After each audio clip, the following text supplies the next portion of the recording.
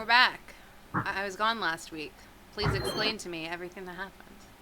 Okay, Yep. so as you recall, we were in the town of Vermilion, and we had explored the haunted, abandoned town of Vermilion. We had explored the town and found we had to fight three meanlocks: one who was the mayor, one who was the stonemason, and one who was the merchant. And turns out the meanlocks were the real meanlocks from the Feywild were kidnapping people, torturing them, and turning them into meanlocks. Um, excuse me. So upon finding that, we then proceeded northwest to the lake because we had found the riddle clue thing that said, "For a boon, fully enter lagoon on the moon. Only a buffoon would swoon. Must do it soon." We then went into the lake one by one because we were nervous, and I think Zug Zug went first, and he got into the water and then disappeared, and the other people were like, "Oh my God, Zug Zug drowned! Oh my God, he drowned! He's gone!" And then like we tried to do perception checks to find him in the water, but everybody rolled low, and so they're like, "Oh my God, we can't find Zug Zug's body!" And so that one by one we started going underwater, and eventually we all appeared on the other side, which was the Feywild. Aw, my And home so- sweet home. Yeah. You missed this adventure though. But we first of all, when we got here, we fought these things. And then after defeating them, which they're like living evil plants. They're not evil; they just devour everything they come across. And then upon defeating them, we talked to four Eladrin, one from each type. A spring, summer, fall, and winter Eladrins. They're like the council, and they invited us to stay in their mushroom houses. And we talked to them, and they told us about the meanlocks and how there were originally 3 meanlocks. There were originally like 10 meanlocks that got free, and they captured and killed most of them, but 3 got through the barrier, and that's how those 3 ended up over there on our side. They told us that if we wanted to cure meanlocks, how we could do it, which is just to submerge them in the lake, under the same full moon that's a portal. But we had killed them. So they're dead. We did try. We took the dead 3 meanlocks and put them in the water, and they did revert back, but we still had 3 dead human bodies. So it did not. We did save the bodies in case like there's a cleric or somebody who could maybe bring them back, but yeah. So then we asked about the boons, and they gave us like minor things. They gave Lamb a master proficiency in thieves' tools, so he can now add bonuses to his thieves' tool checks.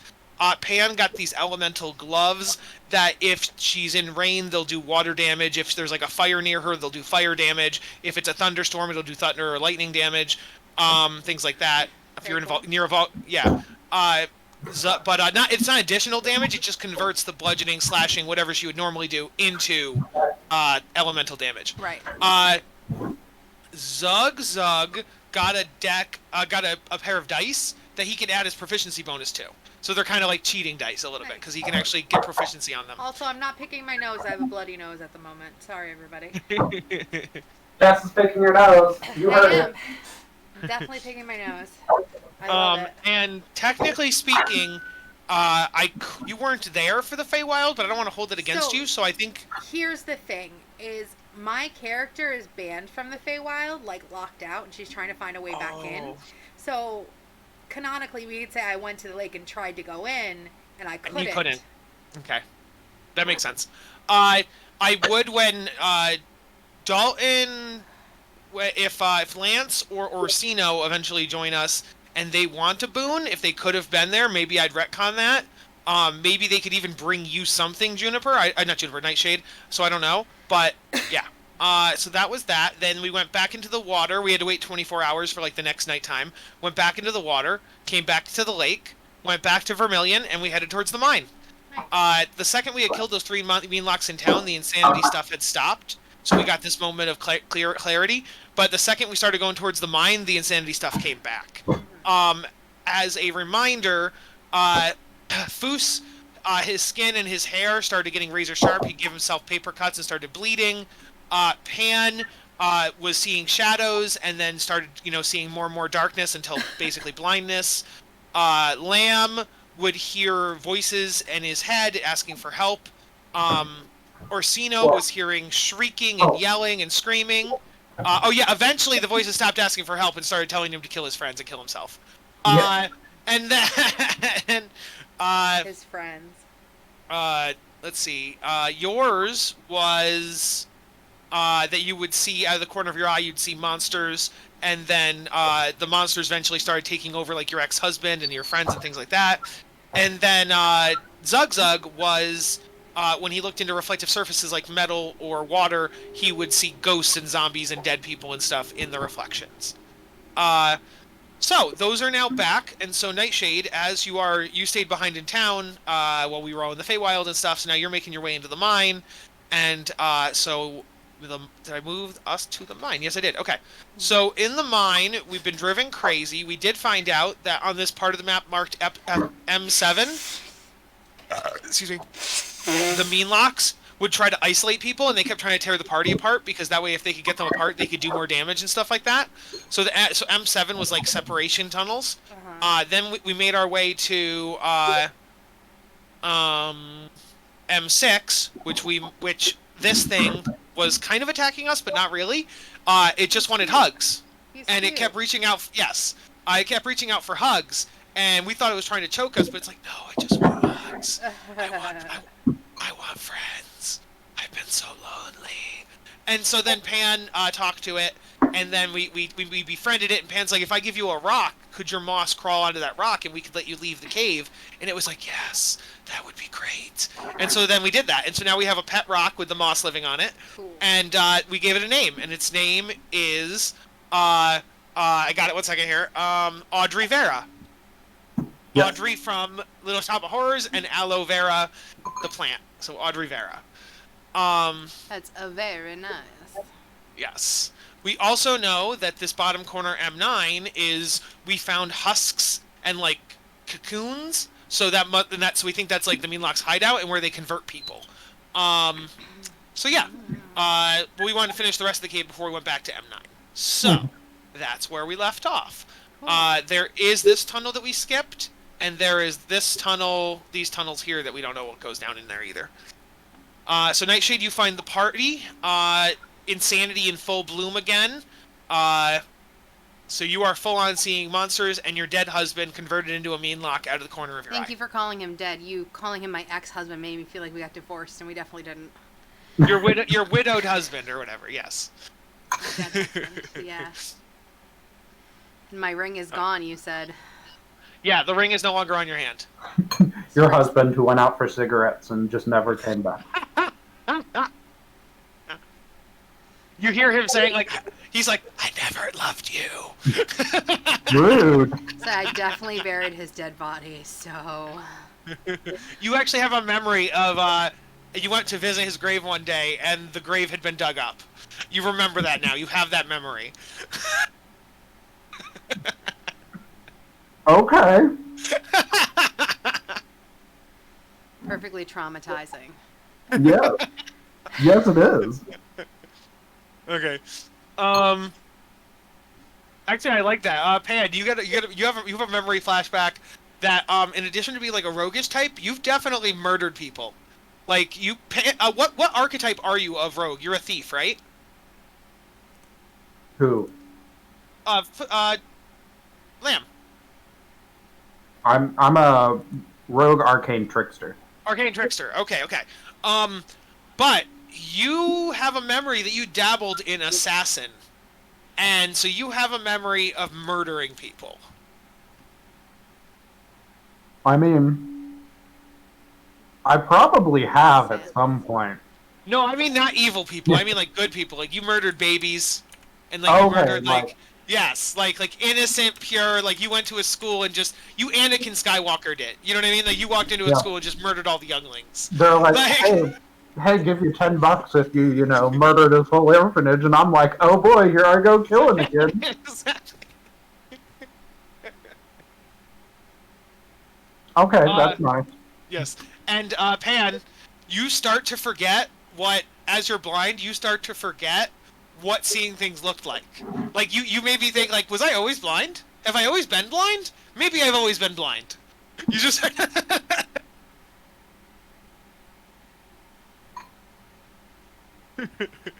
That's crazy. And you guys see Futsujar, he is just pulling his hair out. He's literally just grabbing clumps of fur and just pulling it off his body. Just pulling full sail, pulling, he's like reaching up and he's taking nose hairs and pulling them out. Like he is like pulling his beard and pulling it off. Like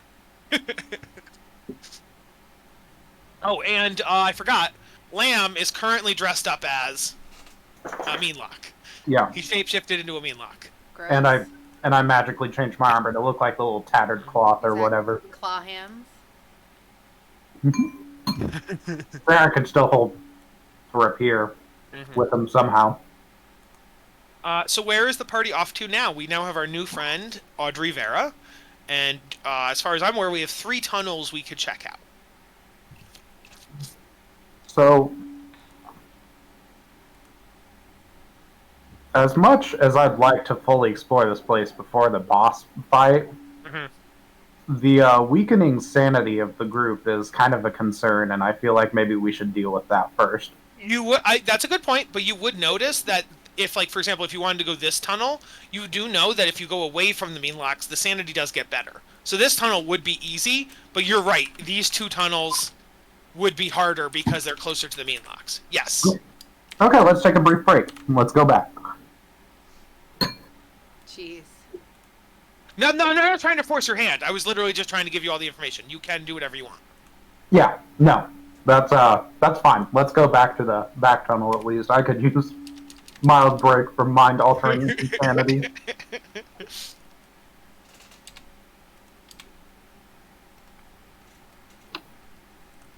Audrey Vera is now just on a rock in your pocket, so I'm going to take the token away, but if you guys want to pull him out, or her out, or they out, at any point, let me know. Did you want to know what my Alright. husband's name so that you can torture me? Yeah, sounds good. What's your husband's name? I'll post it. Okay. And does he or you have a last name? Because I only know you as Nightshade. Does Nightshade have a last name? Yes, Sweethorn. Yes. I do. Is Sweethorn also your husband's last name? No. Okay. Oh, did you take his name at one point and you went back to your maiden name, or did you never take his name? I never took his name. Okay. She's got a sweet ass, though. Nilir Warblossom. Okay. That's a cool last name. That is a cool last name. Maybe I should be Nightshade War Blossom, but it is not I the have way no of fairies to take their significant other's last names, because in fairies, people live for such a long time that marriages come and go, and they just don't keep switching names. So it wasn't her. So then, are fairy marriages just temporary, or? Well, you could be with someone for a couple hundred years if you want. It really depends. It's just lives last for so long that they could be temporary. They could be, I guess, forever if you really chose to. But because I chose to leave and marry human against my queen's wishes, it's kind of like I was with him for his entire life. You know, actually, that does make sense with Faye kind of like inherently being a little chaotic. Of just, marriage generally doesn't last, a lifetime. It's like That makes we're together for about 100 years. I mean, that's more than most people's lifetimes. Oh yeah. So they're like, oh, okay. I mean, I'm not sure if that's actual canon or if you're just like making that up on the fly, but it makes sense to me. I've I heard like it. it. I can't cite where I heard it from, but I heard it probably in a lot of fairy books that I've read, because I love reading. And it just made sense. Maybe it's just to one particular world, or maybe it's absolutely true, but I would think political marriages probably stay together forever just because, and that's why they have all the courtiers and stuff. Yeah. Makes sense. Okay. All right, so you guys are heading down this tunnel. Are we? Yes. Okay. Oh. Am I on a wall now? There we go. Okay. We're just walking into the bats. No, I didn't put you that far down. Okay, there you go. So yes, you guys see swarms of bats in this cavern. I don't like swarms. Me either. Yeah, they're gonna attack you. And Okay.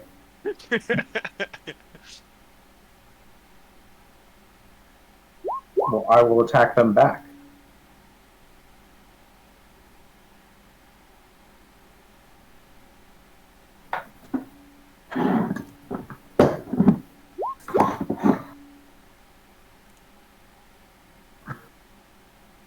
Initiative, Gray and Jess. I know, I'm looking at my spells, sir. Oh, okay. How dare you rush me? My -1 initiative is really going to get me far. Oh. Didn't do too bad. I'm looking at stiff. All right, Nightshade, you are actually up first. Well, I think technically the bats get a surprise round on you, technically speaking. So Why? we'll do the bats first. We know shit's in here. We're being careful. No, but you guys weren't attacking the bats, and so the bats would attack you. What do you okay, mean? fine. You ran us into them, you POS. Fine. Yeah. All right. So the bats are swinging towards you, Nightshade. What do you do? All right. I am going to put on Booming Blade. Actually, Green Flame Blade, because this is a swarm, you said, yes? Yes. Okay.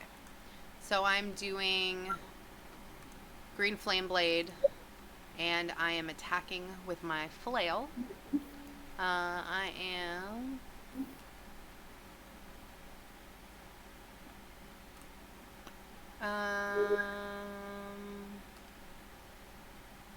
yeah.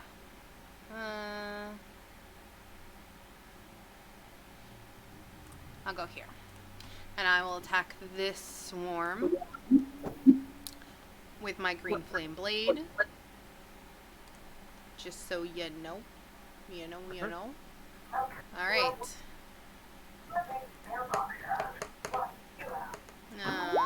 Does a 12 hit? 12 does hit. Good. Alright. Excellent. So that's 8 damage plus my booming blade, or not booming blade, my green flame blade, which is 1 damage to a second target. Now, with swarms, I don't know how you want to do that. Pick the next swarm over. Okay, because it could just do it to itself because they're a giant swarm. It's just... They count as one creature for the purposes of stuff. Oh, wait. Question. Green flame blade. Cause a green flame. Second fire damage. Okay. No, that's for next level. Okay. I am sadly done. Alright. Now it's the swarm's turn. The swarm is going to move onto you. And then these swarms are going to go up here. Would I get opportunity attacks on those swarms? Because they left my field. They were never in your threatening area. They were flying higher up. Okay. Yeah. The only reason you were able to target that one is because you went with that one specifically, but the others were basically on the ceiling still. They were all technically up there high. Yeah. Okay. So yes, they're going to come down and swing at both Pan and Lamb. Let's start with the one on Nightshade. Let's do some attacks.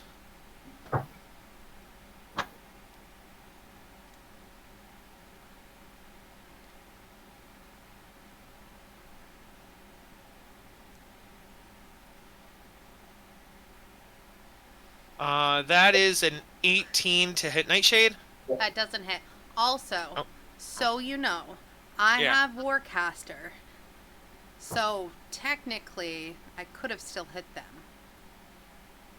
No, because it's not. It doesn't count as an attack of opportunity because they're not moving from your 5 feet. If you say so. Okay. So then Pan. No, that's gonna miss. It's gonna be a 7 to hit Pan, and then that's gonna be a 13 to hit Lamb. I will check because Lamb's not here right now. 13 does not hit me. Okay. It would be pretty sad if it did. Yeah. All right. That is the bats' turns. Lamb, you are up. Unless you want me to hold your initiative, which I totally could. So there's bat. Can I attack the bats attacking me? Yes, you can. Then I will do that.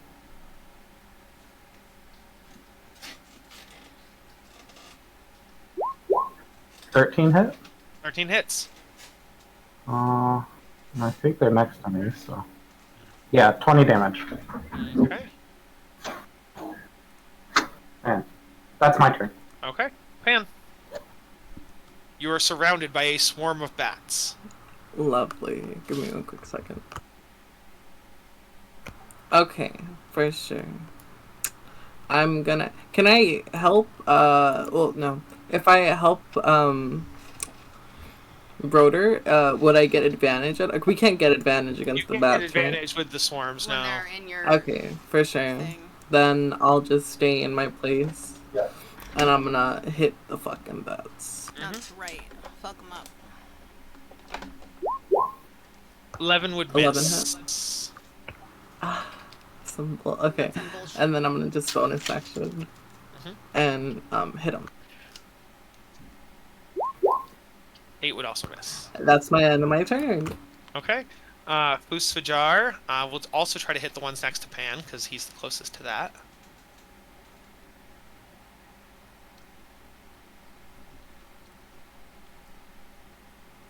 Fusfajar hits.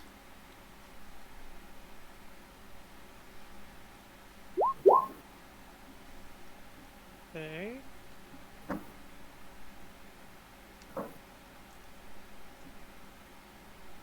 Alrighty. You guys would notice that your attacks are not going through as much as you'd like them to. Even though mine are magical? Oh no, the magical one, the flame part of it did, but No, I have a magical weapon. Do you? I do. I actually have a question about transfer. Oh yes, then yours would have went all the way through.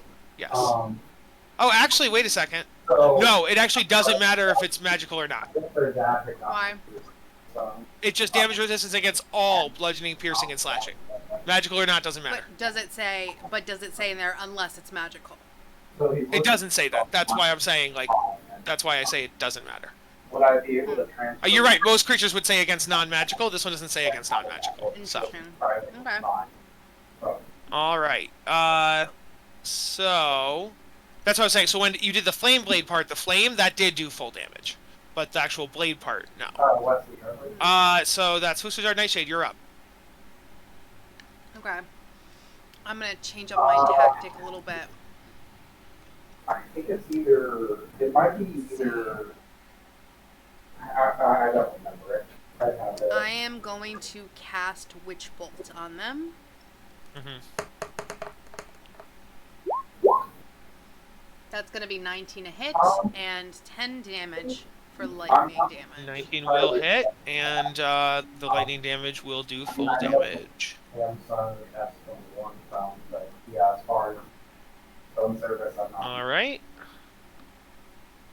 Bats' turns. They're gonna repeat their attacks.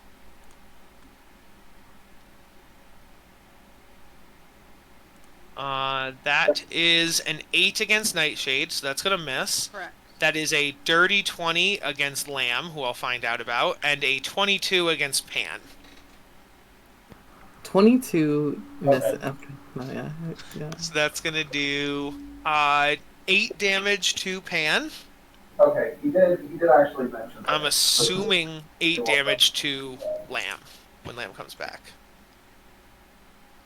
Why did Yeah. you look and see what his thing was? I mean, he got a dirty 20. There's no way he has a higher AC than a 20. I can double check, though. You're right. I've got a Galaxy S8. Yeah, he has an AC 18 AC, so he would take the 8 damage. I believe so. Yeah. Okay. Oops, didn't mean to open that. Alrighty, that's the Bat's turns. Okay. Lamb's turn. Lamb isn't here, so we'll hold his initiative. Pan. Okay. I have a question. Yeah. So, if I hit them with, like, my hands and stuff, the damage type is bludgeoning. Yes. But since I'm in a mine and I'm surrounded, would the damage type change to, like, ground or something? That's what I'm So thinking. no, that's a good point. The closest thing to ground would be that's the thing though. Ground would still technically be bludgeoning. No, that'll be it. Okay, for sure. You'd be right if it was like lightning or fire or something like that, but earth would still be bludgeoning. Metal would be either slashing or piercing. Like that's the So Okay, for sure. unfortunately, it wouldn't help in this instance.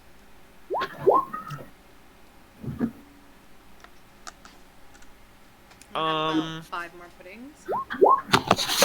There's no way. 21 would hit, 11 would miss. What'd you say, Jess? Nothing.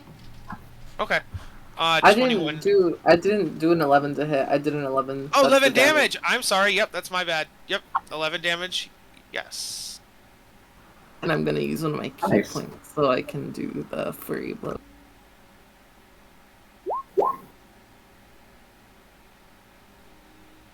Would a 12 hit or no? Would a 24 hit? 12, and they would both hit. Yep.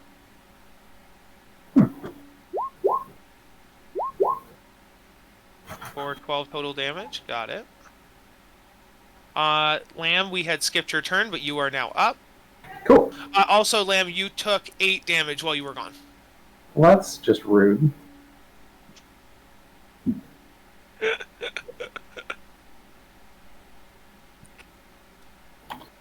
Eight damage. Okay.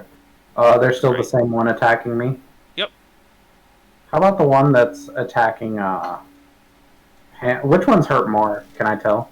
Yeah. Let me see.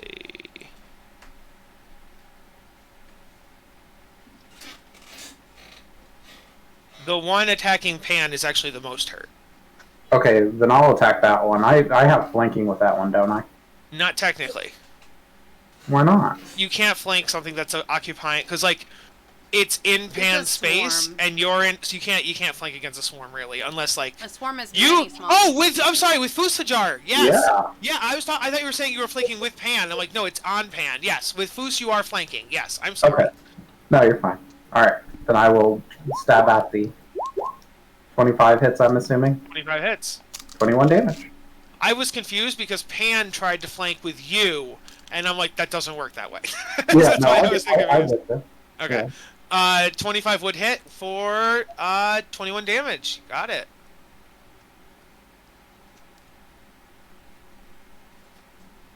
And that's my turn. I think that would actually take down the swarm of bats that is surrounding Pan. So Hey. good job. Now All get the right. one now. Foos will take a step up and attack the swarm that is around Lamb. I think you should go on the other side so that we have flanking. Oh, yes, yes. Where's Dalton at, by the way? He had to work tonight. He got called in. Oh, yeah. Yeah. That sucks. How dare he? Yeah. Working to make money. Yeah. See, you're assuming it's voluntary. My job included is very much like well, you're coming into work now. Too bad. Yeah.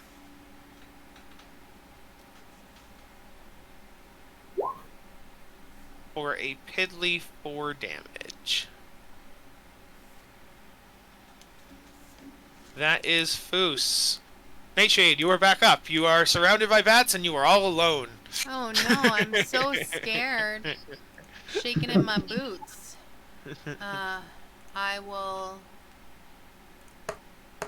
do lame. 2 damage to them. Automatically. Oh, it just hits. Okay, cool. I'm continuing my witch bolt. Mm-hmm. And I'm done. Alright. The bats are up again. Mm-hmm. That is an 18 to hit Nightshade. Does not hit. Okay, and that is a natural 20 to hit Lamb. No, it doesn't hit. My AC actually is good against Nat 20. Yeah. I cannot be crit on. Yeah, if you had, is it adamantine or mithril? That means you can't be crit on. Adamantine. Adamantine should be. My mouse just died, so I will be using the trackpad. That sucks for you. Gosh darn it. Okay. So, bat is. I need to roll damage on a critical on a bat.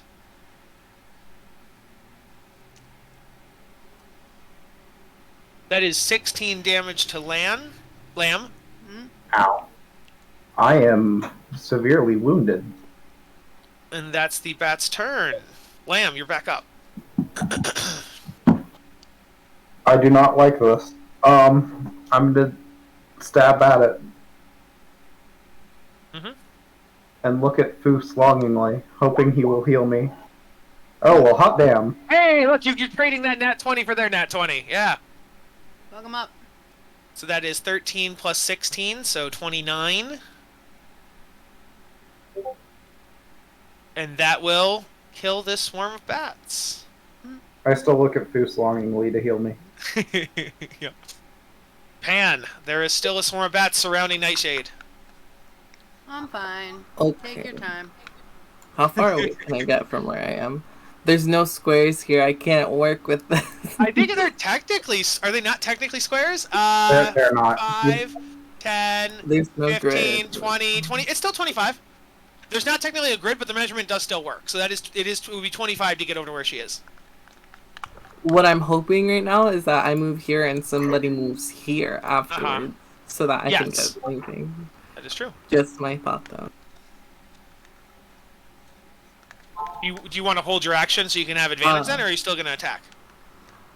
I kind of want to hold my action and wait until I have advantage. Also, Okay. I have a question. Is Plan, like, blind during this whole thing, or no? No, because you've moved away, you're just getting the darkness every 10 seconds or whatever. Oh, okay, for sure. Yeah. Alright. Foos's turn. He's going to heal Lamb. So let's take a look at my lay on hands. I have no lay on hands, so I can't do that, but I do have cure wounds. How many spell slots I got? I don't have any spell slots. I have no healing abilities whatsoever right now. Foos, you're killing me. Literally killing me. Wait. Let me check like my channel divinity and stuff. 1 second. Let me see if I got anything that can help you. Somebody needs a West. Divine sense, no good. Channel divinity, no good. I can't do any rituals that would heal you. No. Are there rituals that heal? I don't think so. I was only double checking. I guess we can take a short rest after. Oh, here we go. Right here.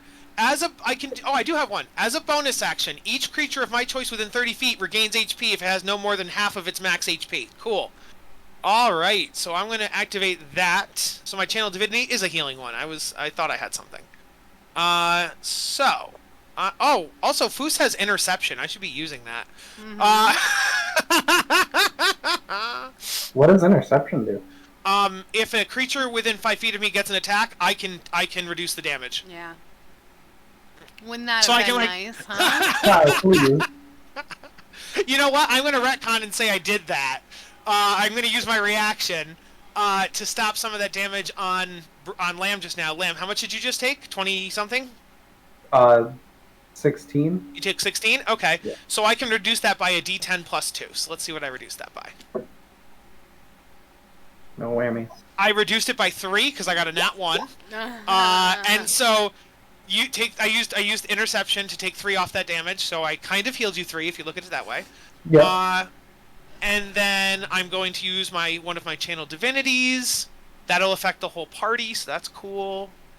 Let me read it. As a bonus action, so I'm going to use my bonus action. Each creature of my choice within 30 feet, who has less than half their HP? That'd be me. Anybody else? I'm up for No? help. Okay. Okay, so yes, just Lamb. You will get d6 plus 2. So I'll roll that. You get 7 HP back. I will take it. And I have 3 channel. Oh, I only have 1 channel divinity per short rest, so that's that. Now, except for my reactionary interceptions, I am out of healing. But I still have my action, so I'm going to walk over to Nightshade. Me walking over triggers Pan's held action. Pan, take a swing.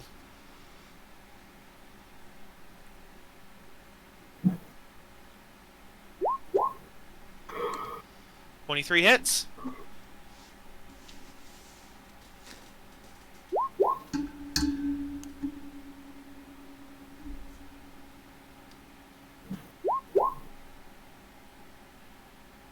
"22 hits. All right, you have successfully punched these bats to death. Oh, you can't actually do a flurry of blows, technically speaking. Not even technically. It requires a bonus action. You need a bonus action, and you can't hold a bonus action. You can only hold an action. Oh, that's sad. Okay. Yeah. So I the didn't know. 23-13, the 9 goes through, but then the other ones don't. Other ones don't? So Okay. yeah. So the bats are not dead. That's my bad. Okay. It's okay. They are almost dead. Which means Fusfajar is going to swing and finish the bats off for you. Help you guys out with that. Oh, Unless sorry. misses. I rolled that. My bad. Didn't mean to.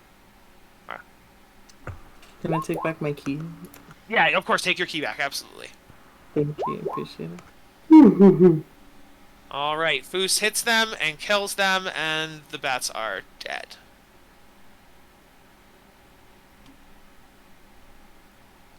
How you doing, Lamb? I'm gonna call you Broda. You are Broder, but you're also Lamb. How you doing? I've been better. Guys want to take a little nappy poo, around here? Haunted caves. Maybe go out of the cave, Take a little snack break. What does the party think? I'm gonna say if you want, if you want to rest, I could watch over you. Please, Sure. yes, that'd be great. Okay. So we will all go outside where we'll regain more sanity, and we will short rest. So everybody short rest outside the cave, except for Nightshade, who is taking the watch. Okay, so short rest. I can heal a D8 plus 2. You can heal 4 of those. Yeah, 48 Yes. plus 8. Okay. Yes. Let's see. So need to heal 13. All right. You can just roll one at a time to see how many you want to use. So you don't have to pre-use them. You could just roll one, see what your stats are. Roll a second one, see what your stats are. Okay. Okay, and I'm fully healed.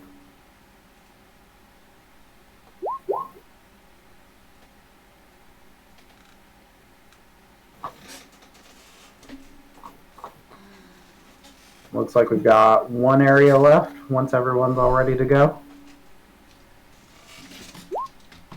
Mm-hmm. I'm just maintaining my mean lock form. Just hanging out. Even though clearly it's not actually helping you in any way. Yeah. Hey, I commit.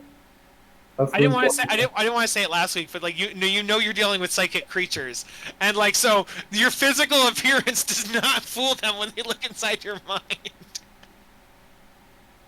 What if I'm thinking I am the mean lock? I am the mean lock. Does that work? I guess it could be some form of interference in their psychic abilities. All right, so. All right. Mean lock fight song, mean lock fight song, mean lock fight song of mean lock. It's the mean lock fight song. I have a question for Mr. Yes. DM. Yes. Have we noted has Broder shown any murderous intent towards us yet? I don't remember. No, he's been holding it in. He has not. Because the voices were originally like, you need to kill your friends, and he's like, these guys aren't my friends. So the voices changed it to kill all the people around you, and then he's been fighting that. There's been a few times I've been acting squirrely and sharpening daggers next to you guys, And then there were definitely times when the cave was like, you should leave your party behind, and Lamb was like, okay. And Why? Nightshade has never trusted Lamb ever.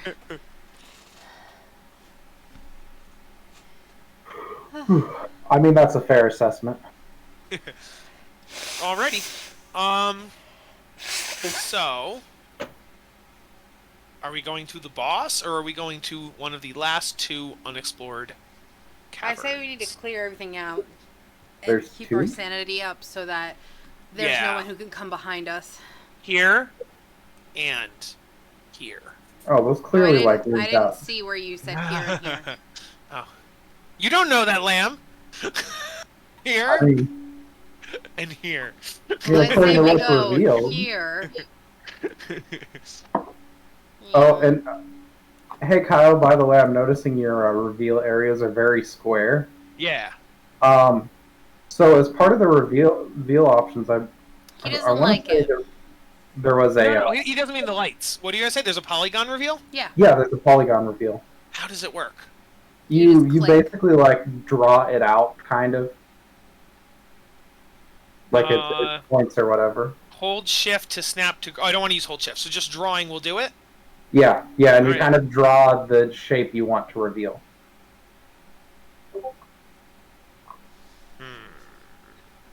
Time try. for confusion of Kyle. Polygon reveal. Click and draw. Nothing happened. Click and draw. Nothing happened. Like you Do I have to click and So reveal you- still? Normally with polygon, you gotta like click, move, click, like it's a connecting thing. Oh, but that still does make it a semi rectangle to a certain Yeah. extent. Okay, I see. Well, no. I mean, it can, but here, I have to draw smaller points to make it more curved, because that's Yeah. how Yeah. what do you call it? The area under a curve. Yeah, derivatives or whatever work. Yeah. Good job. Okay. So how do I then reveal that? Enter? How do I activate it? now that I did Normally that? you just move off it and like right click instead of left click, like you're done. There it you is. go. all right, you that. figured it out. Yeah, that's cool. You Yeah. revealed the Thank you. wrong area though. I wanted to come to this one. Yeah, I know, but he made a good point. He's like, it's just connected, right? And I'm like, no, it's not. Ha ha. We can clearly see it's connected. But it's not connected. Now you know it's not. Okay. It's a dead end. But yeah, that's a super handy thing to know. Like Yes. it's so much nicer. When I tried to tell him that before, he said, "I don't like that. I'm not doing it." Oh no! I have no problem with that. I don't like the lighting that follows you around. I don't like the advanced lighting. I have no problem with that. I That wasn't was cool. explaining to you the advanced lighting. Okay. Yes. Alrighty. So Apparently, it takes a you- man to make him like it. that's not what it was. All right. So as you guys head down this tunnel, you see that yes, it does connect back to where the main bosses are, but you also discover new tunnel M8. Ooh, fancy.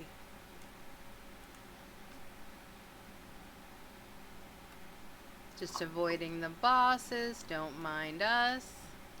Yeah. Where's my token? Here it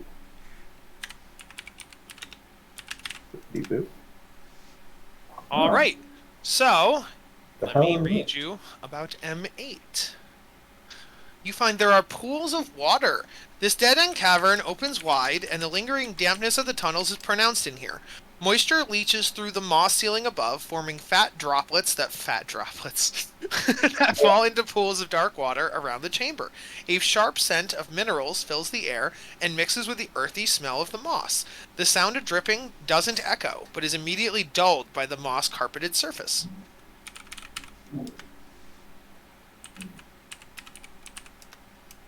Okay. Perception or investigation? Whatever. I need. Absolutely.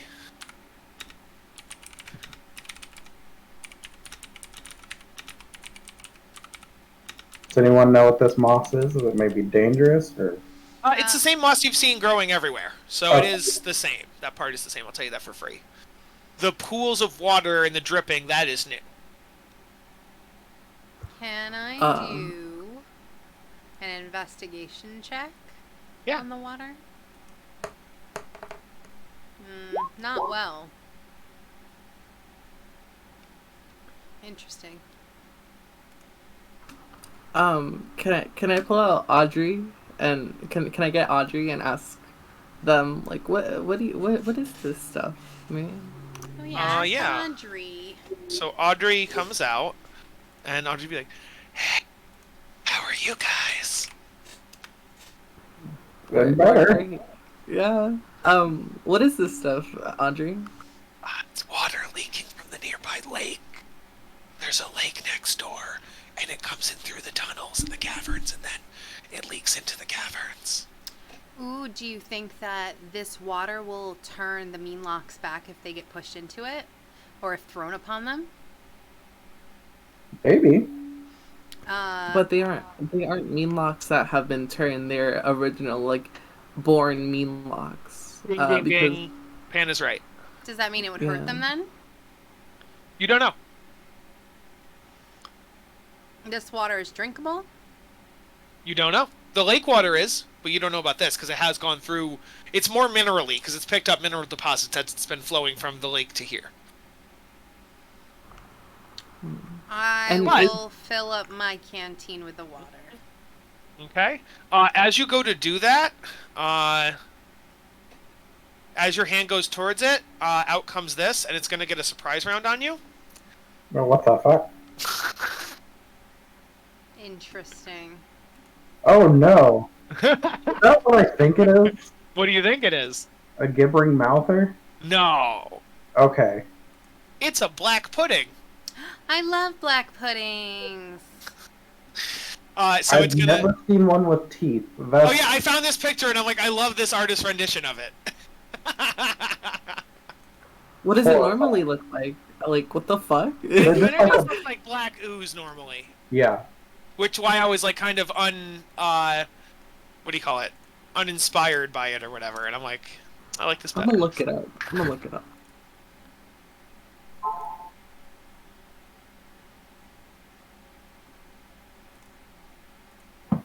So initiative time? Yep. It's gonna attack Nightshade as a pre-battle thingamajig. How dare you? You were like, I'm just gonna get some water from here, and it's like, I'm gonna eat you. I investigated it going up. I Yeah, wouldn't have but you found got really low. You got really low investigation. What can I say? it. You could say a lot of things, sir. Oh, it's also large. Let me make it one size bigger.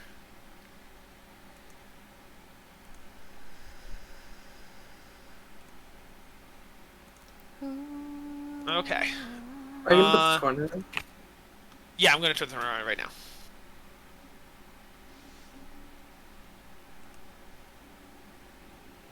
And Goose is also down here.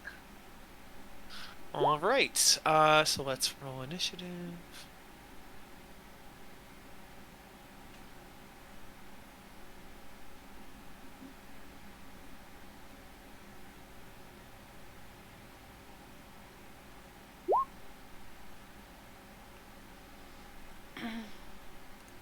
Alright, I suppose I will do initiative. It's a good thing it gets a surprise round because this initiative is 2. Well, good. Lamb? I rolled a 9.1. Oh, okay. I'll add you back in. That's weird. I probably deleted you. Oh, it's because you're the mean lock, probably. Maybe. I don't know. Maybe. 9.18. Okay. I think he rolled before the turn order was up. That's why. That's something that happens. Yeah. All right. So it's gonna be the bad guy first, and then it's gonna be Pan. So, the black pudding is. Eats a dick. And if you guys know anything about black puddings outside of the game, remember your character wouldn't know that. Your characters probably have never seen a black pudding before. Guys, it's a black pudding. All I right. mean, I so, don't know that. I don't know that. All right. It's gonna take a swing at Nightshade. Nightshade. Yep. Got a nat 20. Don't like that. I have a question. What That's- kind of damage type does it deal? You won't. Well, I'll tell you in a second. Once I do it. That's why I'm asking, because I could do something depending on what it is. That is. It does 2 different things. It does 11 bludgeoning damage. Okay. But then it's also gonna do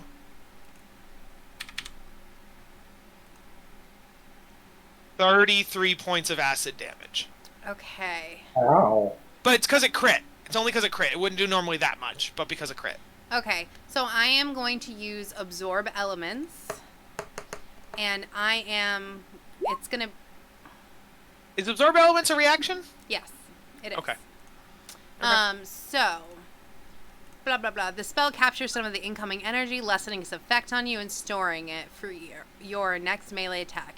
You have resistance to the triggering damage until the start of your next turn. Also, the first time you hit with blah, blah, blah, blah. So, I have resistance to that damage. How much was it? 33 of it was the acidic.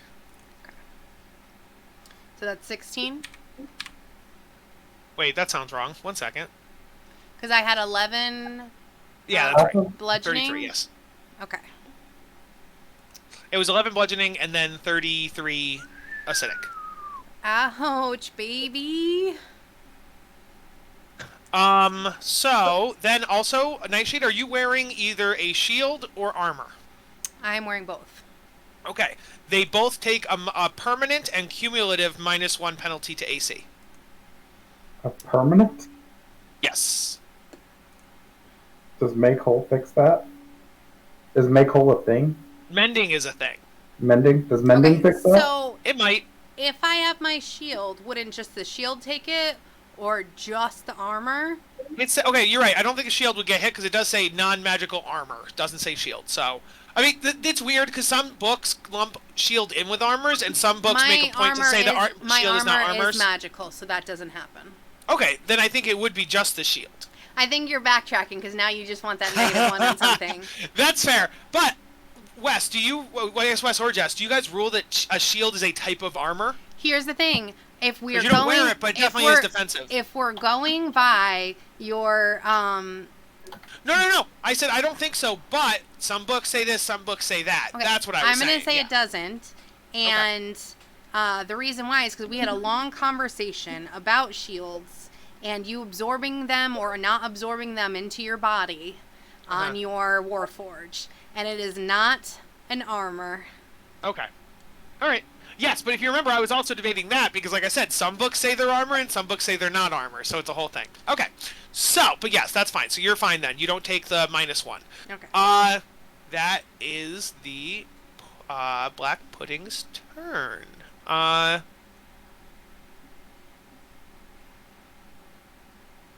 you are up. Okay, while you guys were doing that, I was ordering pizza, so I don't know what just happened. Awesome. Anyways. Don't mind that roll. I was just clicking off that I used my spell.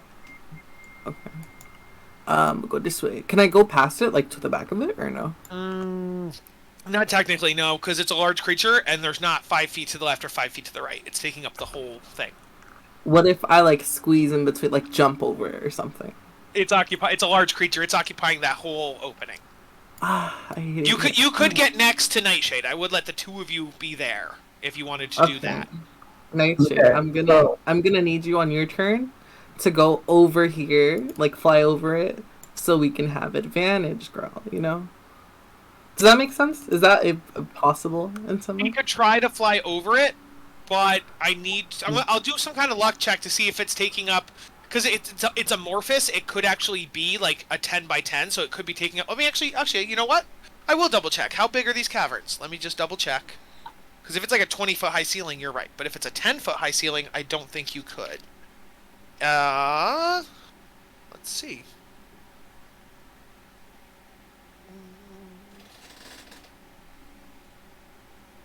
Okay, it looks like the ceilings are 20 feet. Oh, in that cavern, not in general. Okay, I'm going to go by the general rule that things are as wide as they are tall. So since it's 10 foot wide, it would also be 10 foot tall. And so I don't think you could fly over it. Okay, never mind then. I'm just gonna stay. I'm just hit it. So we're gonna have to step back after our turn so that we can't. Tag of opportunity. Yeah. Yeah. What I guess. Can I Foos fly up and someone can be underneath me? 100% yes, because it's 10 foot tall. So as long as a 5 and a 5, you're good. Yeah. That'll be perfect. So I did look at shields. As far as how they increase armor, there's nothing really like differentiating them from armor other than them just being an actual shield. So I would say the black pudding could affect the shield. Pathfinder like shields actually provide like a separate bonus to AC. but shields and armor provide the same bonus. So I would argue a black pudding could degrade the shield if it wanted to. Yeah, I think the issue was like if you look at like Yeah. the DMG or the player's handbook, it's like has a table and it says like armor and shields. Therefore, like it doesn't just say armor types or armor classes or whatever. It says armor and shields.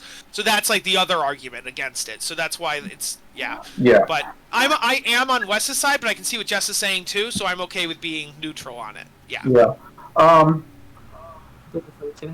Now, does it have to target the armor, or is that just like what happens when it It hits? says when it hits you. It says upon a hit, if the it does say worn, and technically armor shields aren't worn; they are equipped. You are holding a shield, not wearing a shield. Yeah. So Yeah, okay. yeah, you're good. Okay, you're good. Yeah. Now a buckler you wear, kind of. I don't know, but the point Yeah, is, him and I have had this discussion before. yeah. But it was slightly different because it was about Warforged. Because he wanted to yes. absorb his shield into his Warforged so that he'd have two hands free. But yeah. Okay, so 17 would indeed hit the black pudding. Okay. Okay.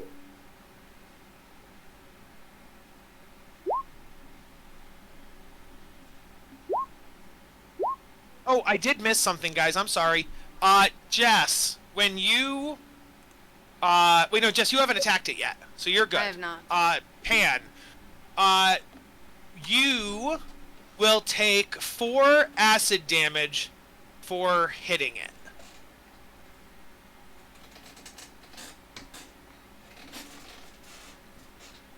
Also, you'll have a now... that's weird. After dealing damage, the weapon takes blah blah blah, but you're not using a weapon, you're using your fist. So I guess that part doesn't work on a fist, but you would get burns on your hand, so maybe your fists would be less effective because they're burned up in acidity. Okay. God so damn if I see that happen, like after the first hit, yeah.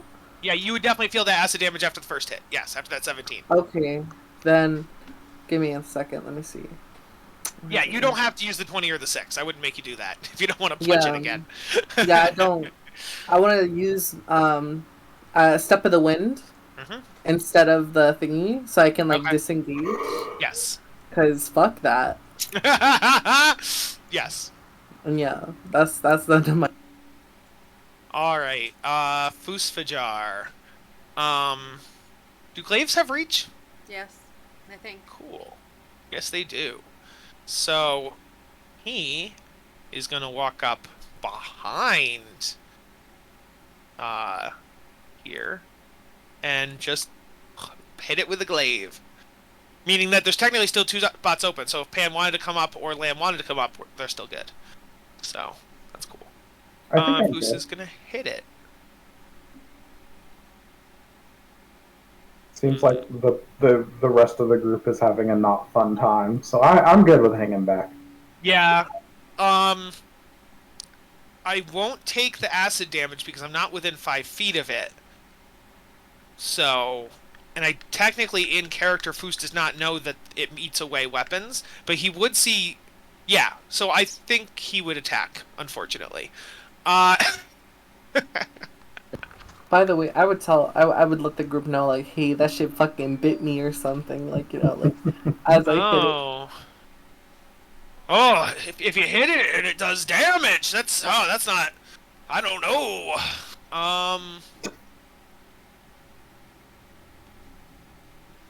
I guess I could just buy a new glaive at some point if my glaive takes too much damage. So I'm gonna swing. Alright, that'll hit, meaning I take 4 points of acid damage. Oh wait, no I don't, because I'm not within range. It's only 5 feet. So, but my weapon does take that, whatever the next thing is. Let me roll damage first, and we'll figure out what my weapon takes damage.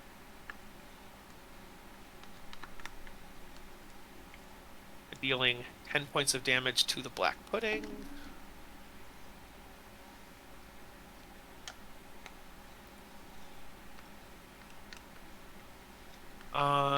Oh, black pudding has resistances and stuff, doesn't it? Okay.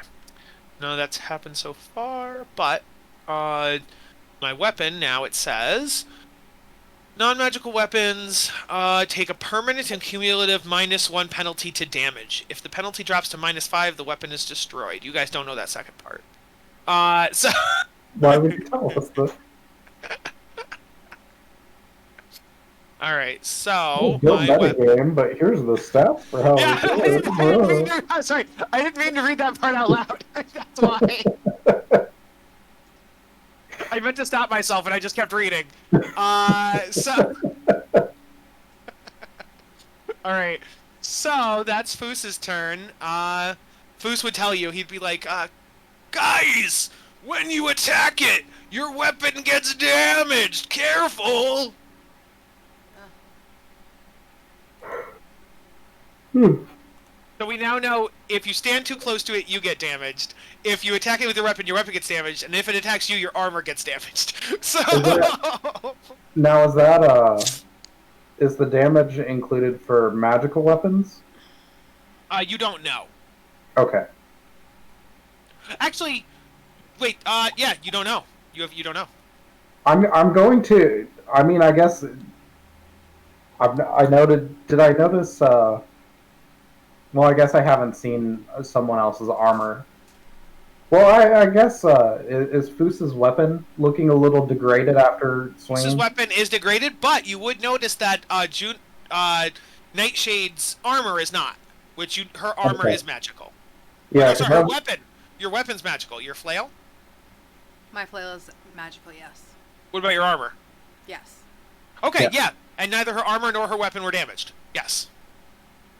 So it seems like as long as your stuff is magical, you're fine.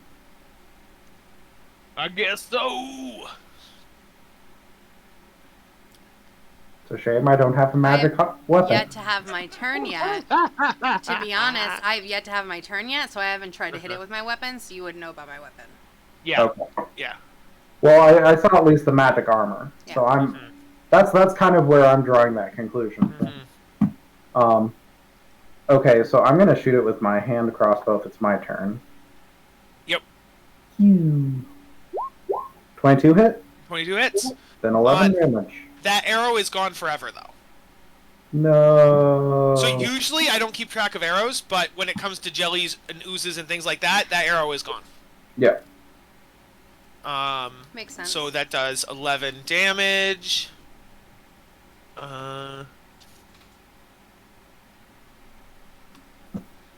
Oh, no one... Oh, shit, guys. Shit. Shit. Yep. I messed something up. Fusfajar did slashing damage. And as a result... No! There's now 2 of them. But aren't they smaller? They smaller? They are slightly smaller, but there are now 2 of them. Yep. Yeah, as soon as you throw up the slash, I'm like, oh god, it has that ability. Unfortunate. Does piercing trigger that? Or is it You only... don't know. You only Well, know that this... I just hit it with an arrow. Oh, yes. No, your piercing does not trigger it. Okay.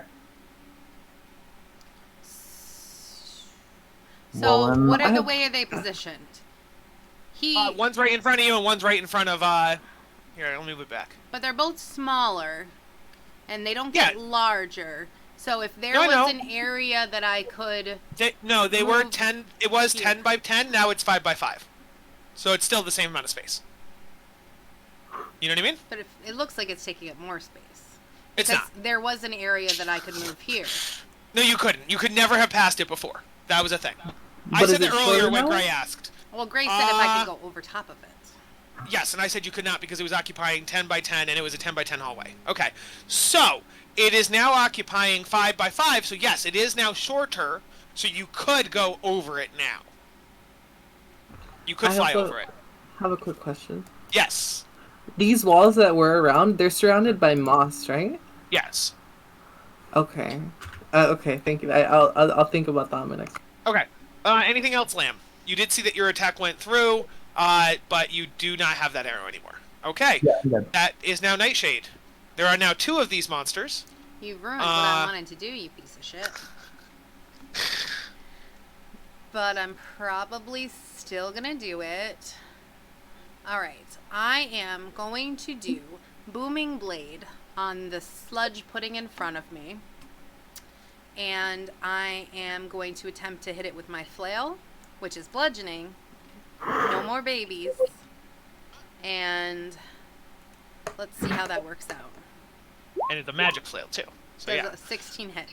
16 does indeed hit. Alright, then I am going to move back. I know I'm going to take attack of opportunity. Mm-hmm. How much damage did you do? Oh, yeah, you that's should a do damage on that great 16 first, question. yeah. 11 damage. 11 and damage. as far as Booming Blade goes, if the target moves more than 5 feet, or willingly moves 5 feet or more, then you're going to take 1d8 thunder and lightning damage. Oh, also, I forgot, I had stored up acid damage. Does it have resistance to acid damage or immunity to acid damage? You do not know. Okay, because I do 1d6 of that damage to it. So Of acid?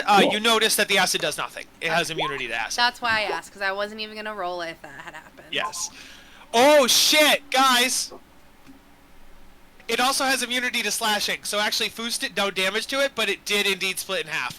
So let me heal it from Foos's attack. Kyle, you really need to read up on your monster. This is like I the have, fourth I don't- time no, you've guys. retconned this. It's okay. It's mine. DMing is hard. Leave me alone. I messed up. Okay, cool. So, and also, black puddings are a complicated monster. They have a lot of little shit going on. Yeah. They do. They do some weird shit. Yeah. Like there's the split thing. They degrade. But you know what? weapons You're right. If I armor. mess up anything, I won't tell you anymore. I will just retcon it secretly, if that makes you feel better. I'd rather so- you not tell me. Exactly. So there we go. Kyle, you can tell me. Just DM. But you also probably need to know that the slashing damage did nothing with the glaives. So now you know slashing damage doesn't, it's immune to slashing. Okay. So, and then you said if they move, if they move or just the one you attacked? If the one I that you attacked moves, it'll take thunder and lightning? No, it'll take thunder damage. Okay. I thought you said lightning, that's why I wasn't sure. Okay. So it's gonna take, they're both gonna get attacks of opportunity on you, so let's make those. That's why you ruined my plans. Oh, before that happens, before I moved, I would have done my second wind. Okay. 10. Perfect. That is an 18 to hit. That doesn't hit. Okay, and a 12 I to hit. accidentally, that doesn't hit. I accidentally, did minus instead of plus. Oops. Well, you don't get to retcon. You don't get to retcon your health. You're stuck with that negative health now. Oh, well, maybe if I did it 4 times, then I would agree with you. All right. So yes. So the first one I said was an 18 to hit, which misses. The second one is a 12 to hit, so it would also miss. Mm-hmm. That is your turn, and now we're back to the black pudding's turn. So it's gonna do. They're gonna have to move forward because they want to attack you. This one can move forward to Foos, no problem. This one is gonna move forward, which means on its first step forward, it's gonna take that damage. Please roll that lightning damage. No problemo. Out of character, I really wish it was thunder damage for reasons you don't know. What? Nothing.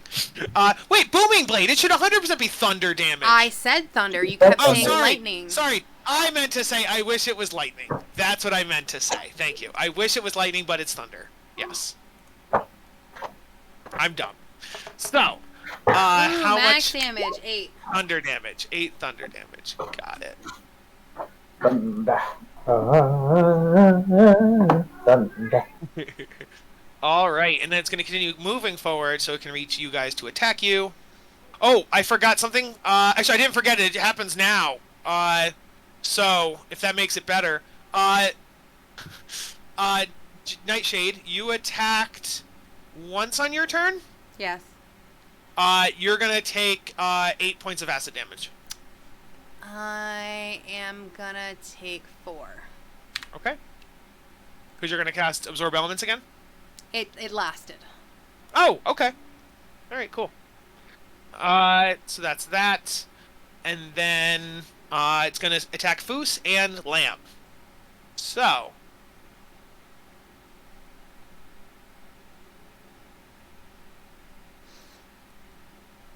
that is a 22 against Foos and a 19 against Lamb.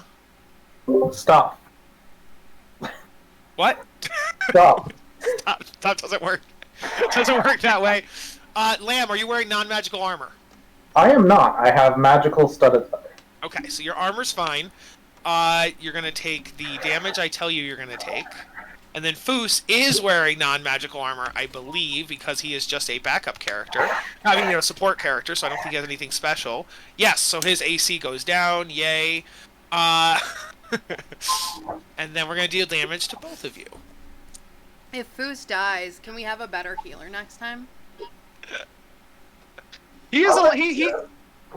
Okay, so that'll do 5 points of bludgeoning to both of you, and then 23 points of acid to both of you. Okay, you need to cut that shit out. That is way too much acid damage. That's like... In almost universe, everyone's health. just so you guys know, it does 4d8 acid damage. Oh my gosh, so you're... I mean, that's That's- really high roll still. Yeah. Okay, so I'm severely wounded. Yeah, Foos is too. So that is that. But that's their turn. So yay. Pants, it is your turn. Okay. I have an idea. Mhm. I don't know if it will work. Okay. So, actually, wait. Are they made out of water? No, they're made out of like... They're called black puddings, because they're kind of made out of like pudding. They're like oil or tar. But they were like, They were inside They the were- pools of water. okay, guys, I have an idea. If we get them in there, I can do my idea. Which, I don't know if it will work. Well, they came from the water. Yeah, that's what I'm thinking. Because I have shape the flowing river, and I could use a key point to reshape, raise or lower, freeze or unfreeze. And if they were in the water and I froze the water, I think that they would freeze too. That would be excellent. That's a decent But- idea, yeah. I don't know if I can go. I don't know if I could get them to come follow me. Yeah, not unless we all move that way. Yeah. I don't even know if I could do Booming Blade again because everyone's already within a hittable reach. They're not going to come just for me because Kyle's personality Yeah. like that. Who's done most damage? I can at least move towards the moss. I didn't completely hear what the plan was, but I vaguely heard we're moving back towards the moss, or wanting them to. If we can get into... Well, the moss is everywhere, but these are pools of water. So if you could... She was saying that if we could get the black ooze, black pudding back into the pools of water, she could cast freeze water, and then they'd be stuck within frozen water. Oh, yeah. Yeah. Another I idea can I at had least was start moving over there, but I also am not like super almost cut wanting off to from die, and there's also the voice Yeah. telling me that I should kill my friends. So I'm not super like helpful right now either. Jess, the black pudding now looks like... One of the black pudding looks like a mean lock, and the other black pudding looks like your ex-husband, your dead husband. I gave you his name, motherfucker. Yeah, I don't remember it now. So... It was way up there in the chat. Was it like Narrow? something War Blossom. Nelir, I was so remember War close. Blossom. Nelir, yes. So yeah, the one that's closer to you, Nightshade, looks like Nelir. The farther one looks like a mean lock. It's fucking outrageous. Pan, what are you doing? the walls are surrounded with moss, yeah, everywhere. Yes, everywhere. Like it's entirely covered. Yeah, ceiling, floor, not the floor, ceiling and walls, yeah. Okay, then I think I want to talk to Audrey. Have we had Audrey out, or have they been You had put You away? took talked it. to You took him. Audrey out earlier. Yeah. So yeah, Okay. Audrey's still here. So Audrey would be like, "What's up, man?" Hey Audrey, do you want to make 2 new friends? You gonna? I think Audrey would die. I think Audrey's gonna die. You're gonna kill Audrey, just so you know. I don't care. We're gonna get out of here. I don't think that throwing Audrey into the black pudding is going to help us. No, that's not what I'm gonna tell Audrey. You could get onto the wall and connect to the moss. No, And Audrey. then- Oh, I can't make other moss into sentient moss. I am sentient moss, but I can't make. Like, could you take a bear and just make the bear sentient because you're both mammals? No, that's not how that works.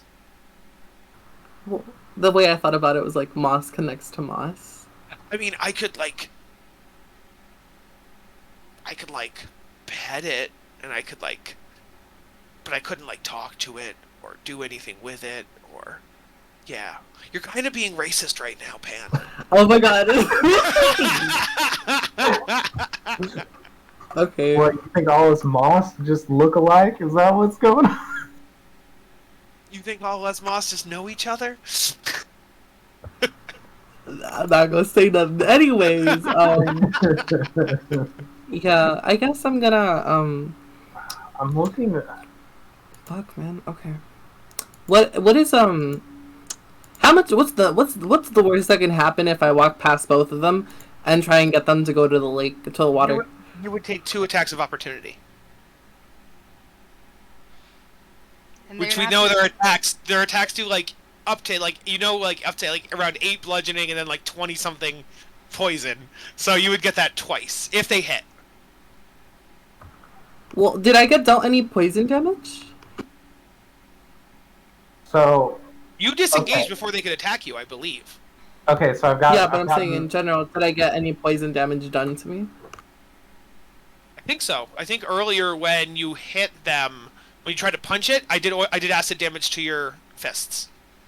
I've got. But I've it got wouldn't a be kind poison. of solution. Oh, to sorry, you. not poison. If I said poison, I never meant poison. It was acid.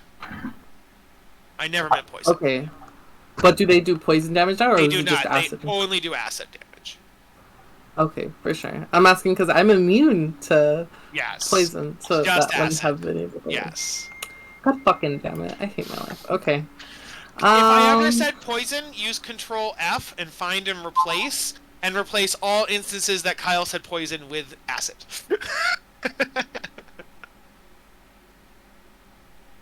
I kind of don't know what the fuck to do, guys. I'm kind of. I have an idea. What's your idea? What's So your we idea? have a polymorph wand. It's not the best option, but it at least lets you do combat. You polymorph into something, which gives you the hit points of whatever you polymorph into. And then it lets you beat on the thing until you lose the polymorph effect. I hate to be negative Nancy, Zug has the polymorph wand. It's in the party loop. No, he specifically has it equipped on his character. Why can't Zug be here? This is a jerk. Grab him from the room real quick. Yeah, if you go get JJ and tell him to come over here. He's not here. He's not at the house. Oh, yeah. Yeah, Yeah. then Zug's not here. Well, I tried. I had an option. If you... Oh, wait, you have any elemental spells you could cast that could do elemental damage to them? Like a fire spell or anything like that, Pan? I'm a monk. No, yeah, I but don't you're have you're but spells. you're the elemental monk, aren't you?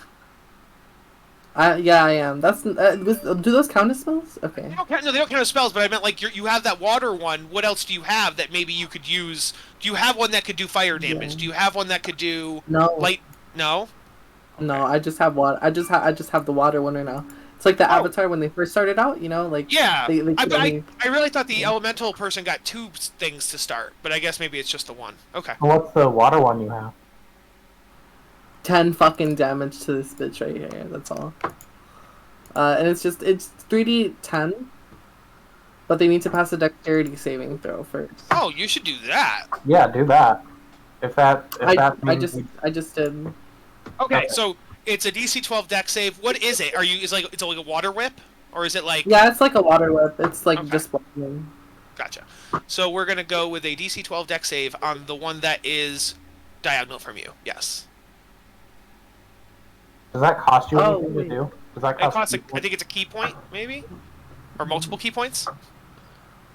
Uh, key point. Wait, what? Okay. Yeah. Oh, okay. Wait, let me know if it works. Okay. Yes, they got a nat 20. They definitely save. Oh, okay. They save. Okay, great.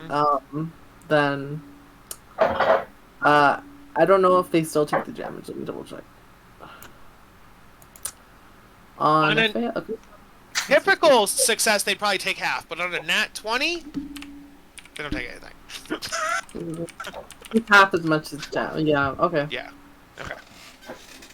All right, that is Pan's turn. Up to Foos. Foos now knows that slashing damage doesn't do anything, so Foos is going to try throwing a javelin.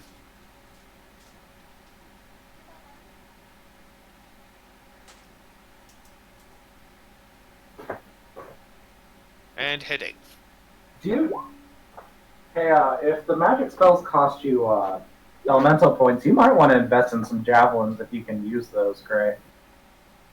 Or like I think I have like a sling. a what? I think I have a sling, but I just don't really use it. Yeah, use the sling. I mean, that also works. But it's like the same as an unarmed strike, and like it's like not as You good. can't use the unarmed strike on these guys, so you might as well just chuck rocks at them with your sling. The water whip is better, but If you run out of key points. Keep using the water whip, then hey, sling time. Lamb, you're up. Okay. So can I still target this thing from up here? If you're what? If you move there, yes. If you move there, you can still attack it. Yes. All right. Bonus action to disengage. I'm gonna move over here and fire at it. Okay. All right. Is this thing like looking beat up at least? This one is not quite bloodied, and the other one is looking really good.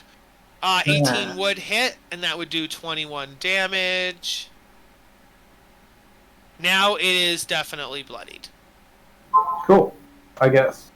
It needs to not do like 30 damage on a hit though. It does. You do lose that arrow. No. It would be Nightshade's turn, but she's not here, so I will hold her initiative. And we'll go to the puddings. One pudding is going to swing at Foos, and one pudding is going to swing at Pan.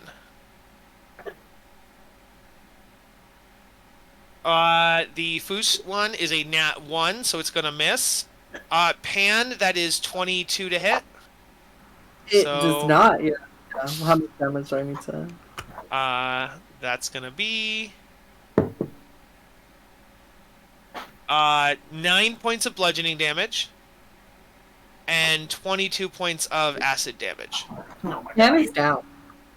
Yeah. Okay. Also, Pan, are you wearing armor? No, because you're a monk. Monks don't wear armor. Okay. No, yeah. So you are good. That is that. Let me just make sure something. Lamb and Foos both threw something, so they wouldn't take the damage of that. Pan, you cast a spell, so you wouldn't take damage either. Okay, cool. All right. That is the Black Pudding's turns. Nightshade's still not back. Pan, you are up again.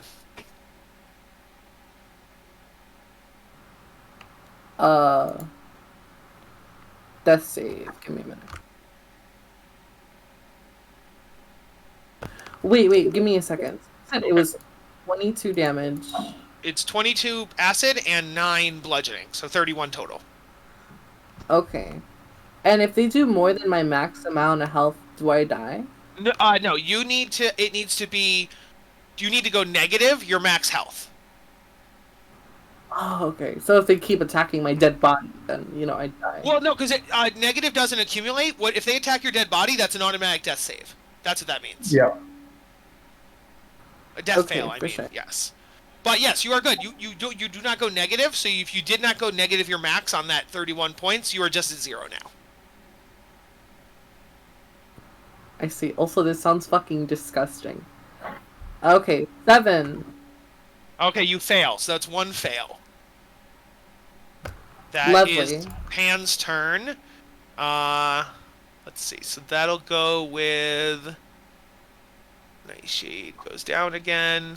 We now go to Foos. Foos does not have any more. Wait, we had a short rest. Did Foos get any healing back on his short rest? Let's look. Should have the Channel Divinity.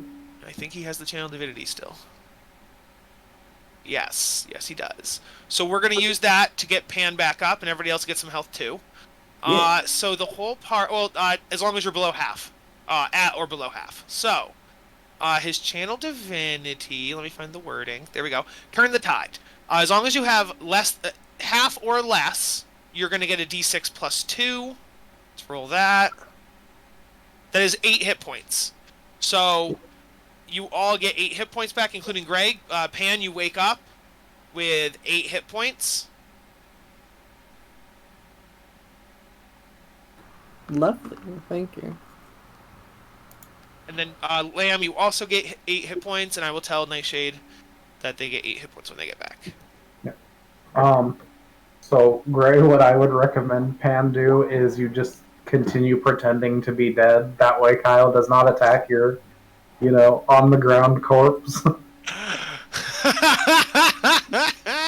Or you could always move away and then, use your sling from far away so they can't hit you. You know what I mean? That kind of thing. It's going to come up before Pan's turn.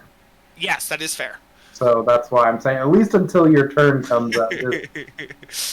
Alright, that is Foos Fajar's turn. Again, Nightshade's going to have 2 turns by the time she gets back. Lamb. If you guys want to break, we can also take a break. It is up to you guys, but it is Lamb's turn. I would say once Jess's second turn comes around, which is next one, maybe wait until she gets back. That's fair. And then she'll just take 2 turns in a row. Yeah. 20 hit. 20 hits. 16 damage. 16 damage. This one dies. Hey, thank God. Yeah. Thank the gods. Jess, you are owed a turn, and it is your turn again, so you get to take 2 turns in a row. Oh. One of them has ceased to exist. And we killed one of them. Awesome. Pan was making death saves, but then Foos healed everybody. Is Nightshade at currently less than half hit points? Yes. Okay, then you get 8 hit points back. Nice. And you get to take 2 turns. Awesome. Okay, I would love for Foos Fajar to have moved, but that's fine. He couldn't at the time because he was surrounded by 2 of them. He would have taken opportunity attacks if he had moved. Cool, that's fine. I will use... Not unless you disengage. And I wouldn't have been able to do my... Well, I guess I could have disengaged at the action and then healed as the bonus action. Yeah. Oh, yeah, wait. Speaking of, I didn't actually attack on my turn. So I'll just do a real quick javelin stab. And then, Jess, you can still take your turn, though. Go. It doesn't affect you. Yeah! Foos nat 20'd! Cool. So let's do a crit on that javelin attack. Which is 2d6.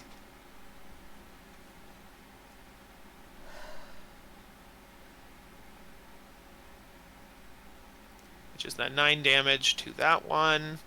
It is still looking really good. Okay, Jess. I would love to do Booming Blade again, but unless Foos Fajar moves...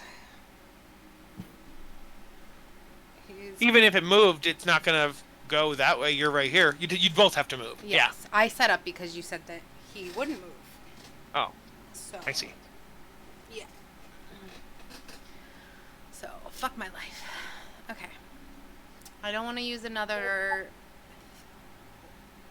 thing. Alright, I am just going to do Green Flame Blade.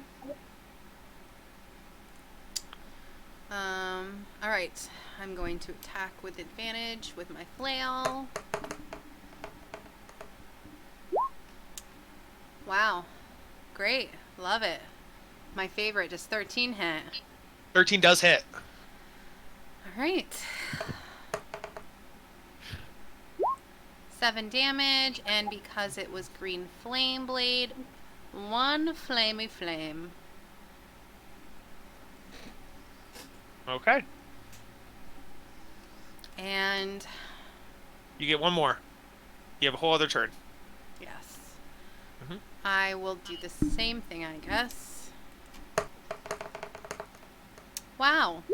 How's a 1 and a 2 for you? Is it good? So an 8. An 8 does indeed hit. Ah, very nice. And it is green flame blade again. So 1 flame damage. This thing is looking pretty fucked up now. Good. I can move if I wish. And I'm gonna... Yeah, fuck it. I'm gonna move. I'm gonna move over here. It'll take its attack of opportunity. That is a 19 to hit. That does not hit. Okay. Oh, wait, no, sorry. Nope, dirty 20 to hit. Did the math wrong. Dirty 20 to Shield. hit. Okay. Alrighty. That is that. You That's moved. Now my it's the black last pudding. spell slot. Okay. Can we All right, long black rest pudding. before going to the big black bad? That is up to the party. So the black Might have to. puddings. We might have to. So the black pudding is gonna swing at Foos because it's right here. Oh, actually, Jess, for doing those attacks, you did 2 attacks. Yes. You're gonna take 16 points of acid damage. Ow. Melee attacks do acid damage every time. Cool. Wish I still had my resistance. I have 5 health points. Woo. All right, and then it's gonna attack Foos. So that is, let's see, that's a dirty 20 to hit Foos, which would hit, and then damage.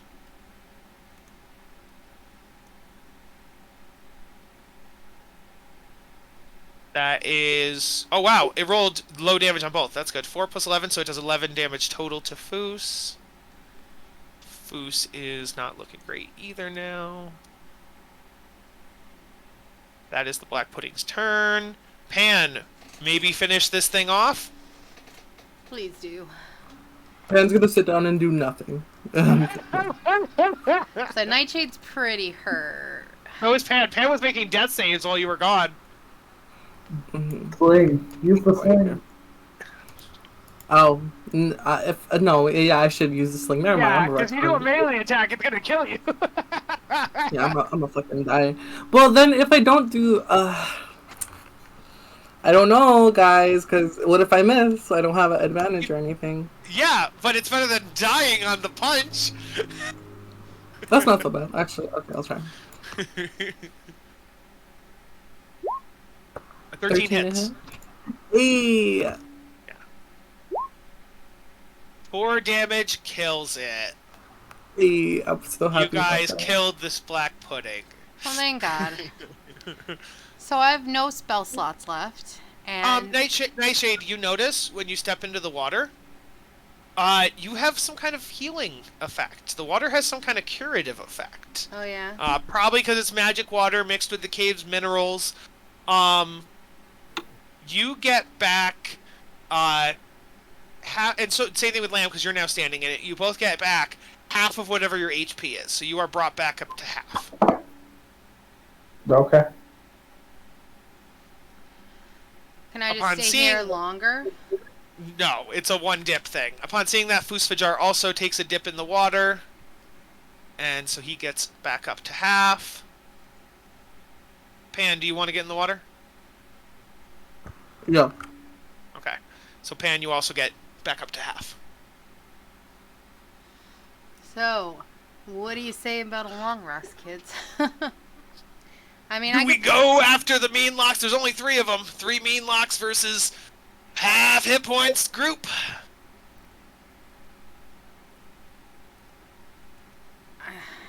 I don't have any spells left. I can still do Booming Blade and Green Flame Blade. I will definitely have to, at the very least, short rest and get my full hit points back. What is everyone else looking like? Yeah, Foos is like, I have no spell slots, but if I short rest, I get my Channel Divinity again. So there's that, and I could heal as well. I have all of my first level spells. And Pan, how's your key looking? I used that shit up. Yeah. Oh, okay. Yeah. It's up to you guys. Whatever you want to do. I want to take a nap on a floaty in this water, please. You definitely could not sleep in this cave. You would go insane while you were understand. asleep. I was joking. Oh, okay. I understand. We want to get our sanity Moonlock back up appearance anyways. I've got right now, that would become real. I don't want to have to keep be- destroying my husband over and over again. Okay, let's go I was take a gonna nap. Yeah, let's do that. And we Are can we also doing get it- are 2 we more doing party members. Are we doing an hour, or are we doing 8 hours of sleep? Oh no, we need 8 hours, I feel. Okay. Then you don't get the 2 new party members. We're just going to go to sleep and coming back here. What do you mean? What We don't have party members? Yeah, what do you mean? JJ and Dalton and 13 aren't here, therefore they are not in the game. This is some bullshit. Okay, let's go take a nap, guys. Yep. Yes. My nap, I need a full 8 hours of sleep. You guys head towards the cave entrance, and you go back to Vermilion. You find a safe place to sleep. Are you guys going to take shifts during the night? Yeah, probably. It's for the best. Alright. There's 4 of us, so we'll take 2-hour shifts in the 8-hour sleep, basically. So we'll all get like 6 hours plus a 2-hour watch. I'll just count it as a long rest. Sounds good. Okay. So you guys rest there. Because you defeated the town Meanlocks, nothing bad happens. You also get a break of sanity. You don't have any more yelling or screaming or visions or anything like that. While you're back in Vermilion, you are good. Everybody gets a long rest. So reset your character sheets and stuff. Delicious hit points. Delicioso. See. All right, and then in the morning, everybody wakes up. You make your way back to the mines, and again, the second you walk in, it just comes right back. The same shit that you were going through for the last couple days is back. Oh, and you're no longer a Meanlock, I'd assume, right? Are you still a Meanlock? I'm still a Meanlock. Okay. I'm maintaining the facade. Okay. Cool. Alrighty. So you guys walk into M9. I will describe it again. It's been a while. New scents greet you here. The musty funk of decaying fabric and old furs and the smell of rot linger in the stagnant air. Thick pillars of moss-covered stone support the 20-foot-high ceiling, and waist-high stone slabs dot the cavern. You see that the stone slabs are coated with blood and filth, partial cocoons. You see the results of torture. There are blood spatter. Yeah, and as you guys walk into the room, the torture is the worst it has been. Pan, you are literally blind. You will have disadvantage for the fight happening in here. Jess, the party member now also look like Meanlocks, and the bad guys look like Meanlocks. If you talk to them and make sure they're not them, but if you don't talk to them, there is a chance you could accidentally attack your party, but as long as you double check, which one's an enemy and which one's not. Lamb, you can't hear. All you hear is the yelling and the whispering and the telling to kill and things like that. In fact, Lamb, give me a wisdom save, please. Why would you keep doing this to me? You pass. Okay. But I'm gonna keep making you do it. And I might make Jess do the same thing because you all look like Meanlocks. So Jess will probably have to do a wisdom save to see if she attacks you guys or attacks the bad guys. Would I look like Lamb since I look like a Meanlock right now? No, it just means you will be the first. If she attacks her friends, you'll be the first friend to be attacked because you look like a Meanlock already. I look like a super Question: do the Meanlock. Meanlocks, what are they wearing? Do the Meanlocks, like, can I differentiate their clothing since they all have different clothing? Because it's hallucinatory. So they're just making them the three of your three friends look like the three mean locks. Like that's the hallucination. By the way, natural mean locks as opposed to changed mean locks look like this. Oh, wow. That looks like a jewel. Those look more handsome. Their claw fingers don't make me as cranky. In your head, Jess, you see 6 of those. You see 3 that you're your friends and 3 that are enemies. And Lamb, if it comes to talking or planning, you can't hear anything. You are deaf because all you hear is kill them, defend us, become one of us. Like you hear that screaming in your ears, and that's all you can hear. So for all intents and purposes, you are deaf and you cannot hear the party. Okay. Okay. I was gonna say, like, I think noticing that he is completely blind, Pan would be like, "Oh no, I can't see, guys. Like, Nightshade, is that you? Where are you?" I'll be like, everyone looks like mean locks. Wave if you're not a mean lock. And Fusfadar will say, and Fusfadar notices as he passes Nightshade, right as he walks past Nightshade, you take 2 points of damage. Because his fur cuts you as he brushes past you. And he realizes it, and he's like, "Oh no! I'm sorry! Oh my gosh! Wait, if I go is that near real you, though? Because you said it was hallucinatory. Oh no, you take 2 points of hallucinatory damage, which counts as real damage for the purpose of this fight. Why would I take hallucinatory damage for his hallucination when that's not my hallucination? But that's how real it is at this point. Remember yesterday I was like, you don't bleed, but he sees blood? No, now you feel it. You feel his hallucination because you're this close to the mean locks. I feel like you're just being an asshole.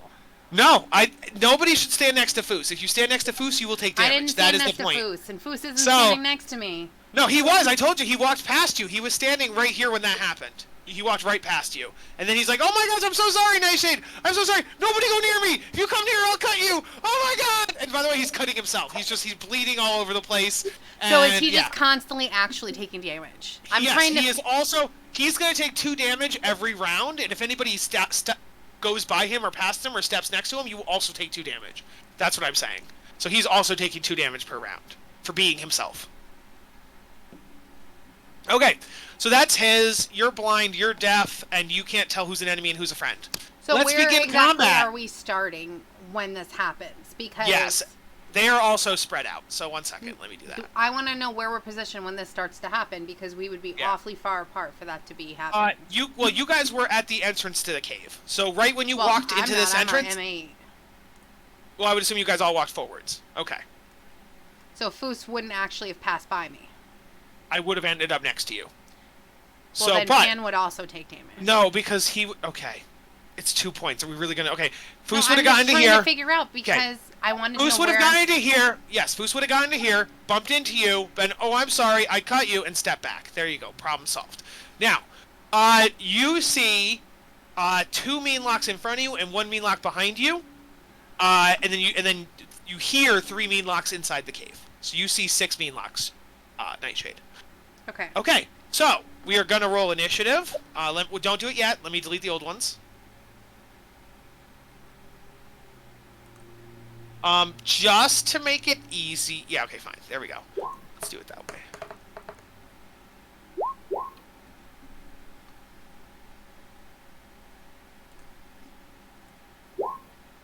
Yeah, Jess, I didn't make you do a wisdom save right now because you're all standing together. You know they're your friends. But once you're in the cave, I might have you make a wisdom save just to be like, you don't know which one's which now. Just attempting to find out where we are and what the steps were. If we were in that entrance to the cave, then he couldn't have passed me because you had him pass me, and when this started, I had you pass back here when we first left Emmy. Right. That's what I was saying. That's why I was trying to figure out what was going on and when these hallucinatory things would have happened.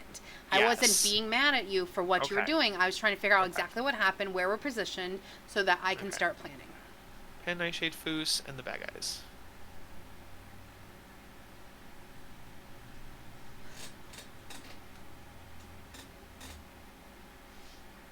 Well, fuck me. Maybe. No, that sucks. Okay, there you go. So that is, they got super low initiative. Good. Did Lamb roll? I did not this time. Okay. Finally happened. Okay. Alrighty. You guys knew they were here, so there's no surprise round. Actually, I think technically speaking, when you guys walk in, they would be invisible, but I think that just makes it too complicated because you wouldn't know where they are. So, you walk in and there Why are would they three be main invisible locks. to themselves, though? What? Why would they? Well, they would just always be invisible. They'd knock into their friends. Oh, they haven't been hanging out here the whole time. They've been following you guys around invisibly, like torturing you and stuff. So they were invisible like the whole time you've been here. They knew you were coming. So, you see the slabs, you see the pillars.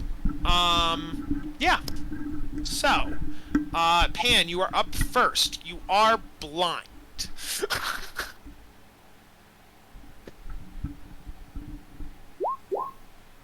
Okay, Pan said BRB. That's fine. We will hold Pan's initiative.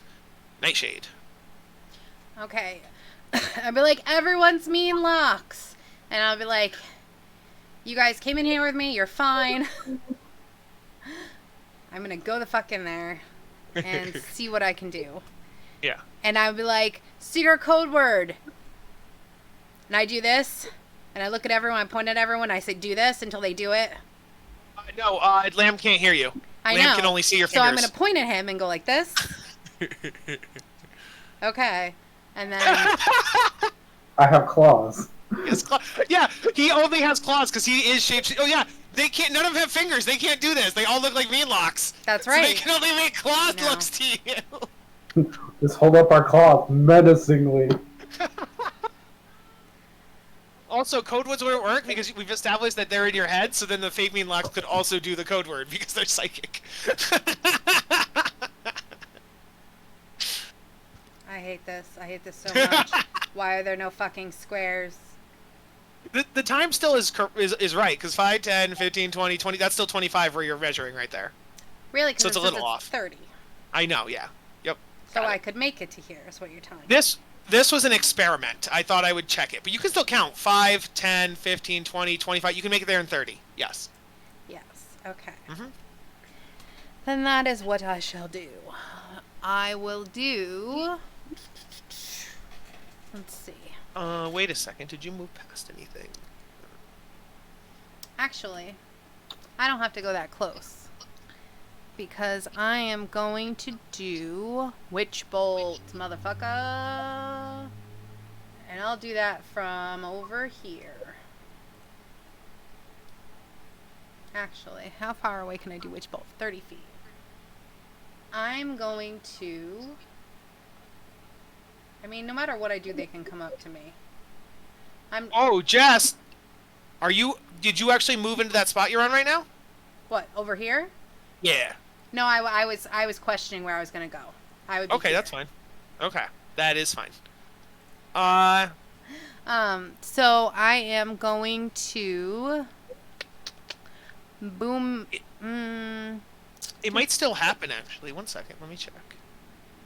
Something might happen.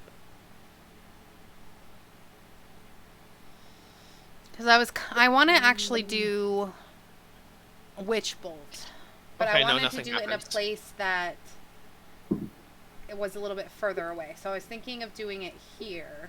Mm-hmm. He's still gonna move to me, but that's the way it goes. I realized Hey. they would be a slightly different place. So one second. I realized. Okay, there you go. Oh, good.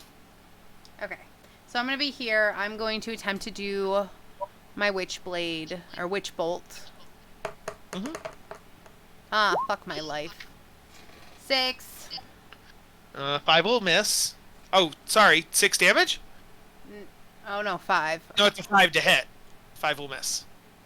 Yep, cool. My favorite. It's my favorite thing. That's why earlier when you're like, it does automatic damage, I'm like, no, you still have to hit with it. I'm pretty sure. The first one. The first one you Oh, have to and then hit. afterwards it continues? Okay, Yes. yeah. Alright. Alright, well, bonus actions. I got nothing. But if I didn't hit, I'd be like, well, fuck my life. Let's see, I have 5, 10, 15, 20. I will just go back here. Okay. Jess, as you're about to end your turn, because you were not looking backwards, you were looking forwards. So for all you know, the Meanlocks could have moved behind you. Give me a wisdom save. They're all in front of me, Kyle. Oh, you're right. might They are. You're right. You would know who's behind you, who's in front of you until they get in the room. Okay, you're right. That's a good argument. Thank you, Jess. I appreciate it. I don't know. I think they're kind of squirrely. They might have moved behind her. What I was thinking. I embrace insanity. So do I, but I'm not going to argue with Jess, so it's fine. So yeah. I mean, you do all the time, so it's fine. What? But... No, what I mean is like once all 6 of you are in the room, there's no going back. You're like right. then I'll make you save. Yeah. You're right. Okay. Nightshade, that is your turn. Pan, it is your turn. You are. Oh, Pan's still not here. Cool. We're saving it. The bat. Oh no, that is Lamb. Lamb, your turn. You are deaf. You hear, kill them, join us, kill them, join us.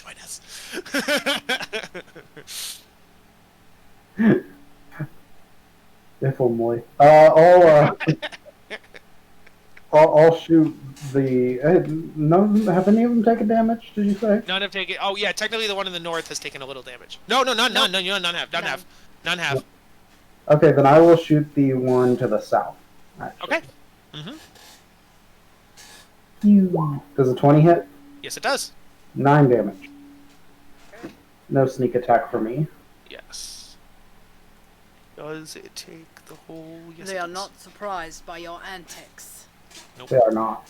All right, that is it. Still no Pan. Foos. So, Foos can't get by unless he does damage to you guys. He doesn't Foos have is- a ranged weapon? No, I don't think he can hit anybody from where he is. He could maybe try throwing a javelin to this one is the only one he could see. Let me see the range on his javelin. Also, do you think javelin... he would willingly hurt us? No, that's why I said no. That's why I was saying he wouldn't. So, 30 feet is the range. So even if I stood, say here, that is 5, 10, 15. No, I couldn't hit it. I could do it with disadvantage. I guess I'll have to. So Foos is going to step here so he doesn't hurt Pan, and he's going to try to throw a javelin at this one here with disadvantage.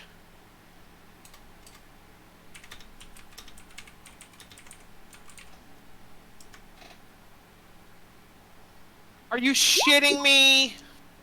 I crit, but it was with disadvantage, so it's a 10. Man. So that's a miss. Okay. Meanlock's turn. No one has come in.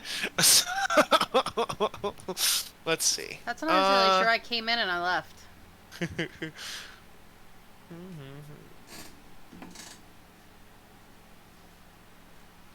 Alright. They gonna attack. We're gonna go here. Oh, hey there. And take a swing at Nightshade. That's a nat 20. I just rolled 2 nat 20s in a row. Once is Foos and one is the enemy. That's cool. I'm pretty sure you have disadvantage on this one, too. Let's see. That's going to be 7 slashing damage against Nightshade. And Nightshade, please give me a Constitution saving throw. Okay.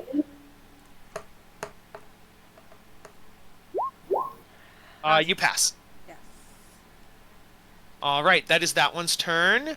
Next, this one's going to come up and attack Lamb.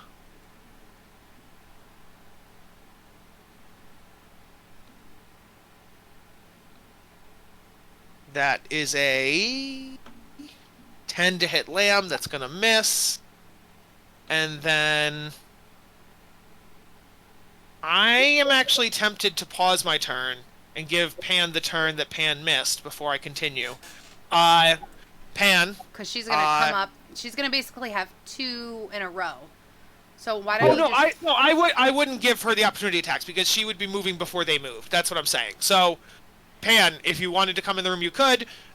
Because they're probably going to block the entrance kind of a thing, and I'd rather, yeah.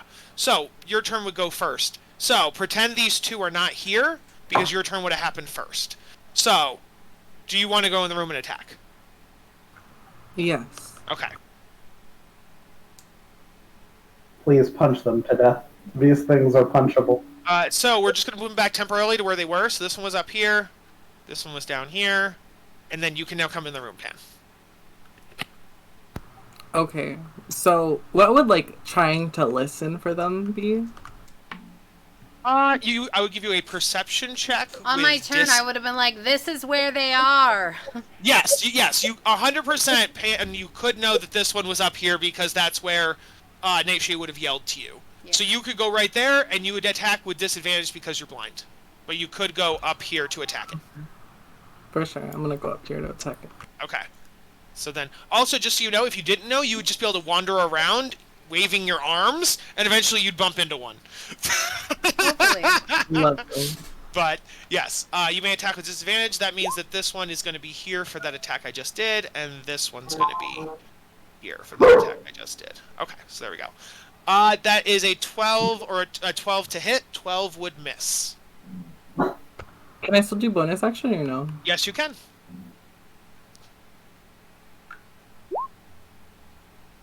22 hits. 22.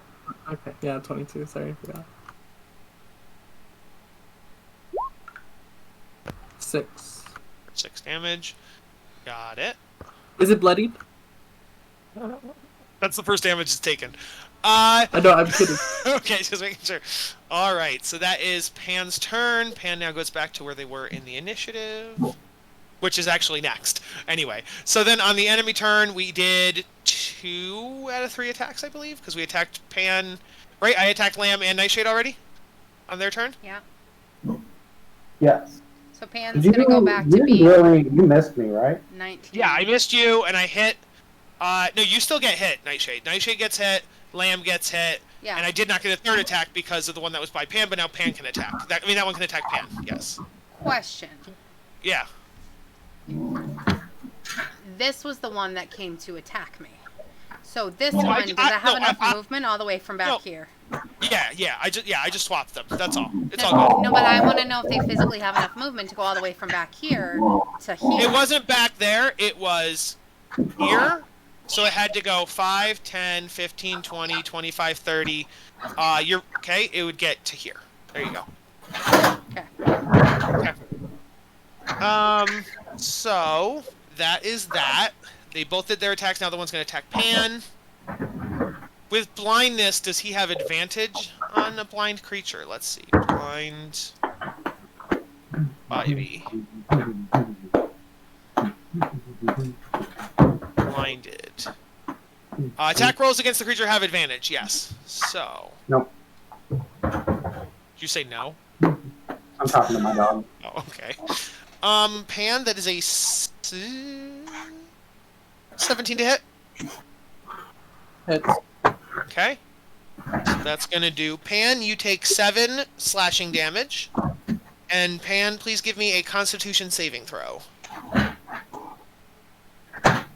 You fail, which means you are paralyzed for 1 minute. You Oh. also get to make saves at the end of your turn, though. Okay. All right, so that is the enemy's turn. Pan, this is back to your next turn. You are paralyzed at the beginning of it, but you can make a save. Is it the end or the beginning? Let me just double check. Yeah, at the end. So first thing, for beginning your turn there, please give me a wisdom saving throw at the beginning of your turn. I'm sorry, guys. You passed the wisdom save, so you're good there. Now please give me a con save. You fail that, so you are still paralyzed. So that is Pan's turn. Nightshade, your turn. All right. I am right in front of one. Boots will say, if you guys could go into the cave so I could come into the cave, that'd be cool. That would be tubular.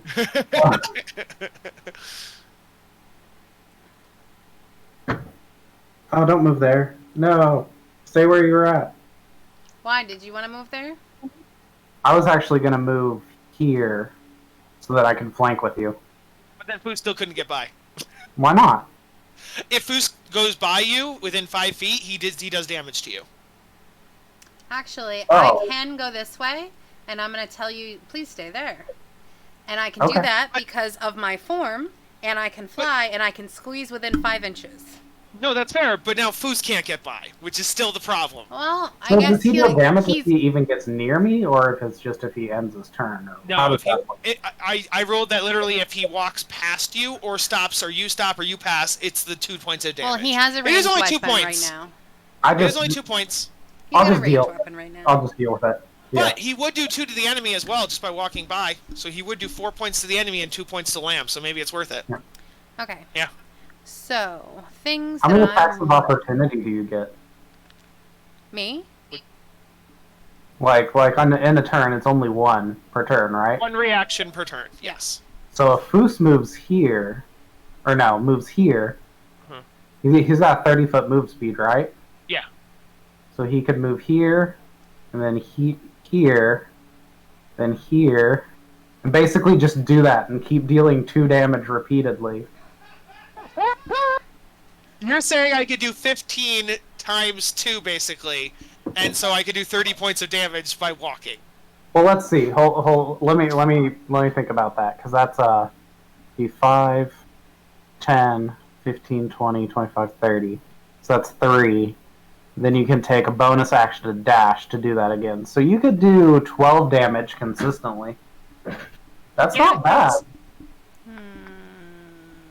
You'd have to take 1 attack of opportunity. I But... don't think Foos is in a mental state where he could think of that. He does not want to willingly rub his hairs at people. Okay.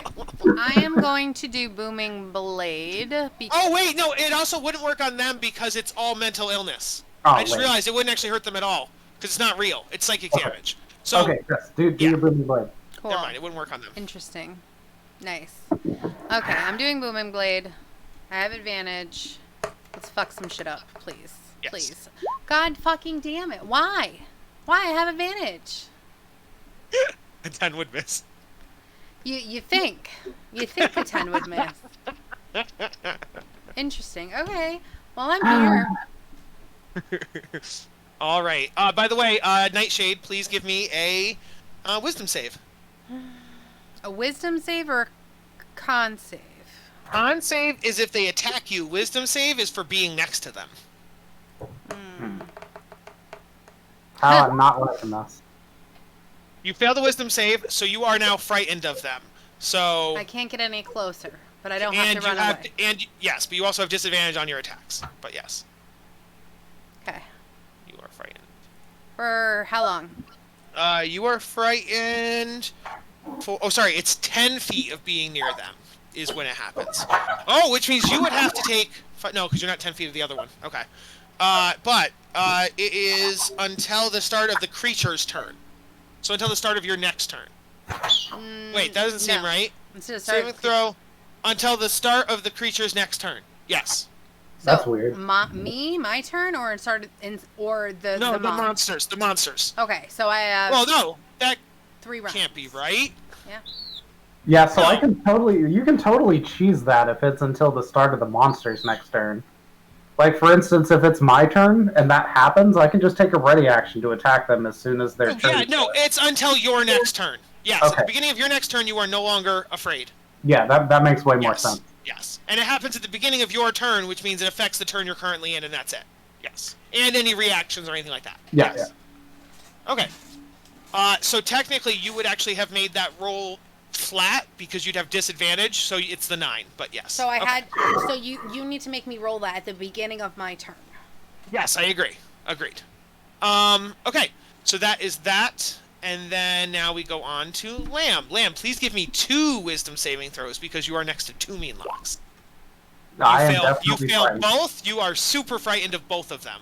Yeah. Does that give me, like... That's just still disadvantage, though, right? But that means you have disadvantage against both of them. So whether you attack north or south, you have a disadvantage against both. Okay, well, I'm just going to stab the one that I'm flanking with. Yes, which So means you I- roll flat. Yeah. 16 hit? 16 hits. Alright, 19 damage. 19 damage. Putting in the work. Working 9 to 5. Foos's turn, and Foos is like, I'm sorry, Lamb. You said I could, but I still feel bad. So he's gonna go here, which means Lamb, you take 2 points of damage as he walks past you with his razor sharp fur. I go, what? When he says that? You can't hear anything!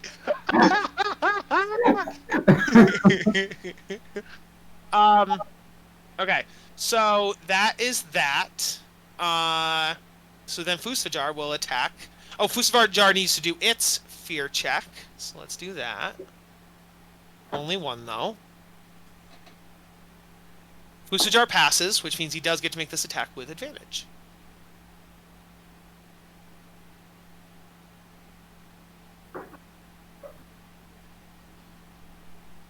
For a 21 to hit, which will hit, which will then do that damage for 7 points of damage. That is Foos's turn. Now we have the enemy's turn. We'll start with the one next to Pan, because it can only attack Pan. Pan, that is a 23 to hit. That is gonna be... how much damage? 7 slashing damage to Pan. And Pan, please give me a con save. Oh wait, you're already paralyzed. You can't be paralyzed any more than you're paralyzed. So there's no need to do another con save. So... oh, wait a second! Do I automatically crit on a paralysis or anything like that? Because that's a thing for certain statuses. Paralyzed. Attack rolls have advantage. Any attack that hits the creature is a critical hit automatically. Oh. So I gotta do more damage to Pan. So let me do... so that's gonna be double. So it's gonna be 14 instead. So 7 more. So 14 total. So that is that one's turn, and then these two... I don't have advantage on frightened creatures, but I will attack Lamb and Nightshade. What? I'm attacking Lamb and Nightshade. Lamb, I got a nat... oh god, that's so funny. Duality in all things. I got a nat 1 and a nat 20. Okay. So it's a nat 1 against Lamb, it's a nat 20 against Nightshade. Of course it is. You have hit points to spare. You're fine. So let me roll damage against that nat 20. I'll have you know that Foos dealt a healthy amount of damage to me when he went by. So that is... that's gonna be double what they... so that's 14 damage to... 14 slashing to Nightshade. And then Nightshade, please give me a con save. Okay, I'm definitely bloodied. Dirty 20. You pass your con save, so that's good. And then, so that's their 2 attacks and the 1 attack there, so that's good. Pan, you are paralyzed, but at the beginning of your turn, please give me a wisdom save.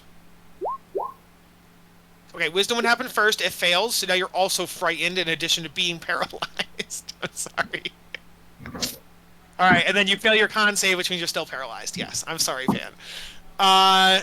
Nightshade, please give me a wisdom save.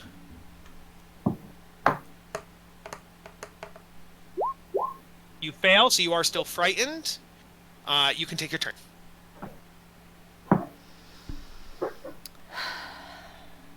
Alright. So I would be disadvantaged, but I am... So it's flat, yes. Not 20, bitch. There you go. Not fucking 20. Good. You're gonna get 2d12. Fuck my life. Cool. 3 damage. You shitting me? Oh my god, I can't believe that. Well, you know. Mm-hmm. That's fine. Unfortunate. Alright, so that is Lamb. Your turn. Please give me a wisdom save. So that was 3d12? Oh, 2 wisdom saves. Sorry, Lamb, 2. No, it was 2d12. Okay. What was the second one? What? There's 2. No, it was 1d12 for regular hit, and then another d12 for the crit. So it was 2 plus 1. She literally rolled minimum damage basically on both die. Yeah. Okay, so it's my turn. Yes, I'm 2 wisdom frightened. saves. Oh, okay. To see if you're still frightened.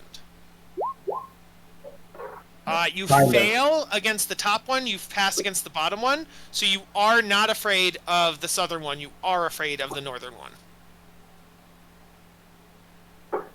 I think I'm still going to attack the northern one, even though I'm more likely to hit the southern one, just because Okay. I'd like Nightshade to potentially be able to help out Pam if necessary. 24 hits. 24 hits. And 11 hits. Sorry, Nightshade, I meant to do this on your turn, at the end of your turn. Nightshade, please give me a wisdom save. Oh, wait, nobody's moving yet, really. You know where Lamb is, you know where Foos is, you know where Pan is. Yeah, okay. There's really not chaos going on, so it's fine. 24 would hit for 11 damage.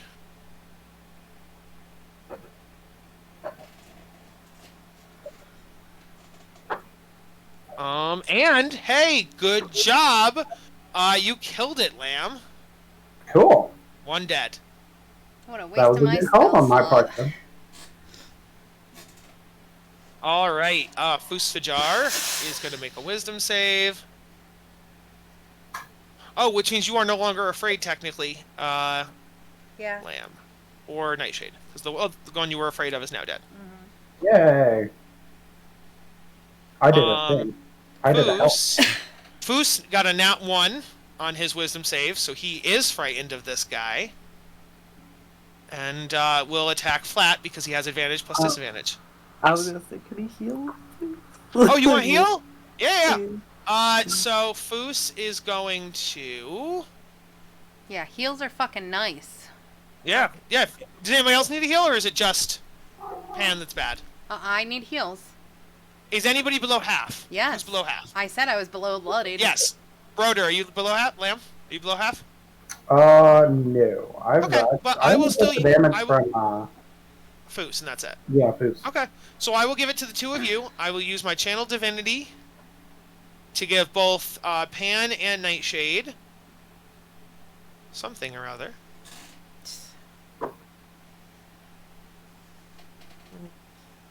Oh, I could have been smiting too. I kind of forgot about that. I'm not used to playing a... Kyle. I barely play Foos, so I'm not used to playing a paladin. That's Okay, like their so whole thing. you hit things with your sword, and when you crit, you need to smite. That's how you I play a have paladin. crit several times as Yeah. Foos, yeah. And, Fucker. and we convinced you to smite each time because that is the correct Not choice. today nobody has been reminding me to smite. I didn't know that you would crit. I have crit, yeah. Okay, so I'm going to give you... I keep missing it. There we go. So, both Pan and Nightshade get 8 points of health back. That's my bonus action. Thank you. You guys still want more? Because I could use Cure Wounds as well. Absolutely. Alright, so let's do that then. So that's my bonus action. Let's use my action to cast Cure Wounds. Wait, who's more messed up? Pan, what are you at now? 14 out of 27. And what are you at, Nightshade? 21 out of Out of? 36. Technically, Pan's worse, so I'm going to give it to Pan. Yeah. So Pan, you get 8 hit points back additionally. That is Foos's turn. I forgot what I was gonna ask. Never mind, I'm sorry. Okay. Bad guys' turns. So we're going to start with the one that is attacking Pan. That. Oh, oh! Can I get the initiative order back? Do you guys still see the initiative? Yeah. Okay, good. Yes. Phew. That could have sucked. Alright, so that's going to be this. That's a 24 to hit Pan. And then that's going to crit automatically. So I need to... That means 14 slashing damage to Pan. Pan, you are both frightened and paralyzed, so you don't need to do anything on that. And then this one's going to attack Lamb. Or... Nope, that one's going to miss. So that is the bad guys' turns. Pan, your turn at the beginning. Please give me a wisdom save.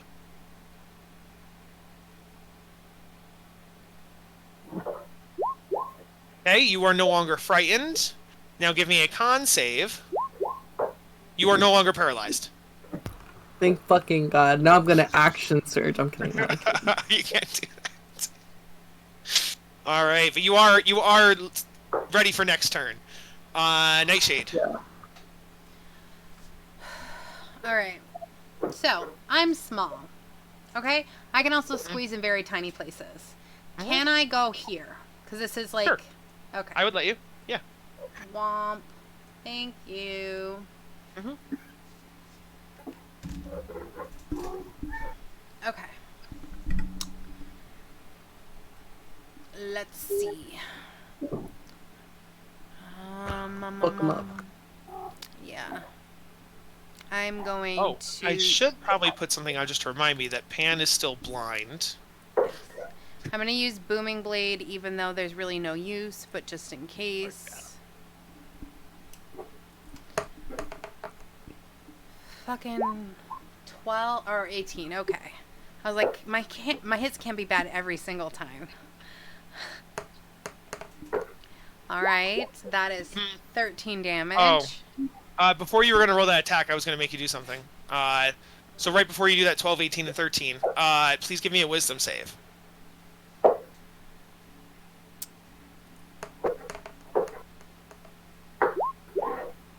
So because you failed that wisdom save, when you were fighting the Meanlocks in the south, you don't know which of these two is the Meanlock.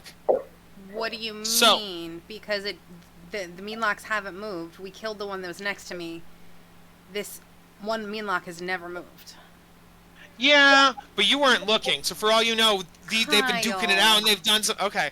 I just thought it's unfair that both Pan and Lamb's problems have been affecting them, but yours hasn't affected you yet. You just seem to be like, yours isn't affecting you. But, alright, fine. Like, literally, Pan is fighting blind. I'm making you have a 50-50 chance. Like, I've that's... been hitting so many times. Or hit so many times. I haven't hit once. Alright, so 18 hits. Thank you. Meanwhile, Lamb is like, I know no fear. Yeah, Lamb is deaf, Pan is blind, and Jess is attacking Meanlocks, but never accidentally hitting her friends. Well, because they haven't moved. They've all been in one area. They haven't moved. But you don't know they haven't moved. For all you know that they've moved, and that they've switched places. Like, technically speaking, Pan could be on the north, and the enemy could be at the south now. You haven't been watching the whole time. Then as I go over, I'll be like, which one of you is Pan? Because she's blind, not deaf. And no, but the thing is, since you're hearing hallucinations, both of them will go, I'm Pan in a I'm Meanlock not voice. hearing hallucinations. I'm seeing hallucinations. Oh, you also hear it now. Just so you Actually, know. In this cave, hallucinations are complete. So you would hear and see both of them go, I'm Pan in a Meanlock voice. And So, hilariously asking for Pan when Pan is paralyzed was just kind of funny. oh yeah, Pan is, well, luckily She's Pan not- isn't paralyzed she's anymore. not paralyzed. But, Yeah. yes. I'll be like, secret I'm saying, handshake. you come over, and the thing is, they're psychics. They also do the secret handshake because they can read your mind. Oh, you know what? Better yet, Jess, you're right. In your head, you saw them switch. This whole time, they've been duking out, fighting back and forth. They've been moving around. They've been doing a waltz. You don't know which switch because the hallucination. You're right. In real life, they haven't moved, but in your mind, they're doing like a rope-a-dope. They're doing a boxing match. They've been moving around a lot. So it's called a hallucination. You don't know. You know what this is? It's the same as the spell Mirror Image. Because when it's Mirror Image, it's like, oh, that one's clearly Pippin because the other ones are mirrors. Well, no, but the point is there's a percentage But chance. that's not what you described my thing as.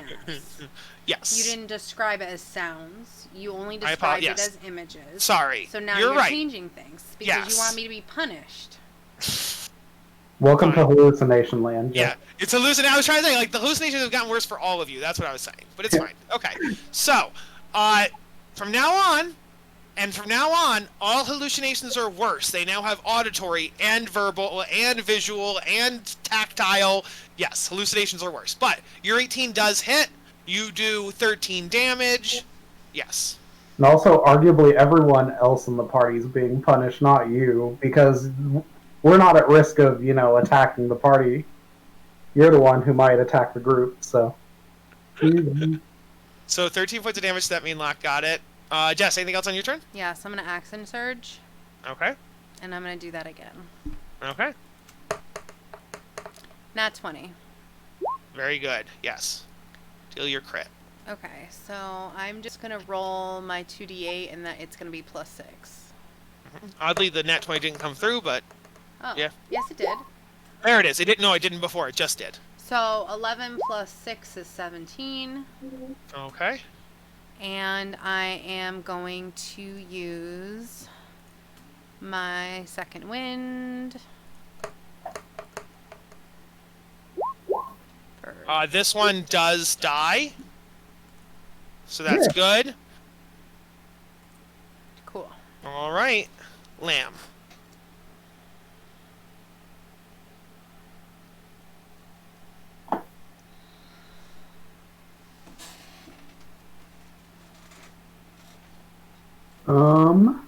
Yeah, I'm just gonna stab this one that I'm flanking.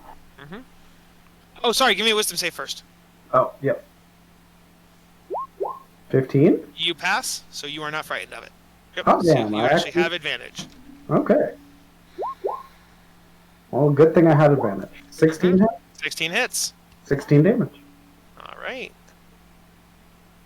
Lamb, describe finishing off this last mean lock. I'd stab it in the face.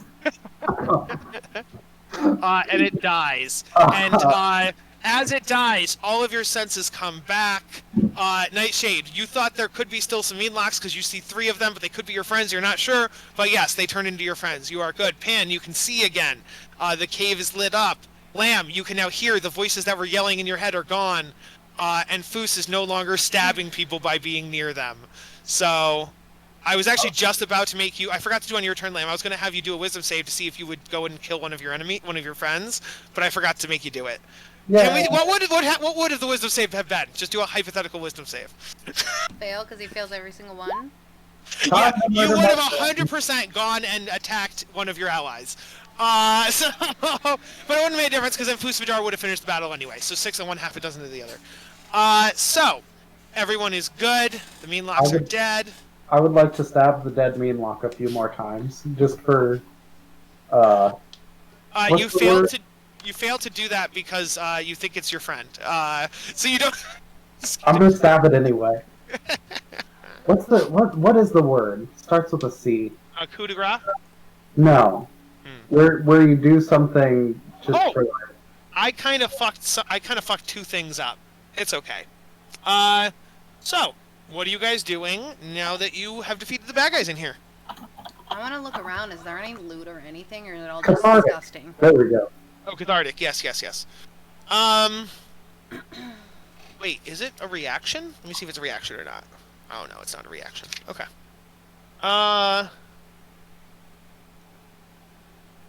Then yes, it does still happen. As you trigger it, it's going to do it as a reaction. Who's triggering what? What's happening? The last mean lock. Let's reset 1 second. As you stab it, Lamb, it uses a reaction and it hits Wasn't this it X down button. Here. Oh, sorry, you're right. We'll go to the other one. So it goes to this one. How could it move as a reaction? It can teleport as a reaction. So it teleports and hits this. It can teleport? Yeah, they could teleport the whole time. Kyle just kept forgetting to use it. So... I find this... No, I promise. I can read to you. It's called Shadow Teleportation. This mean lock teleports to an unoccupied space within 30 feet of it. So... Yeah, sounds awfully convenient. Fine. I won't do it. It's dead. Alright. So yes, explore the cavern. Pan's gonna go up right here and press a button and then see what happens. So yeah, Pan presses that button. I'm kidding.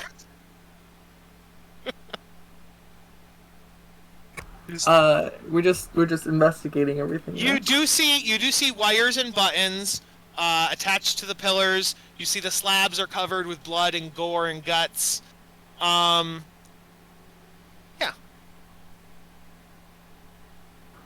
Okay.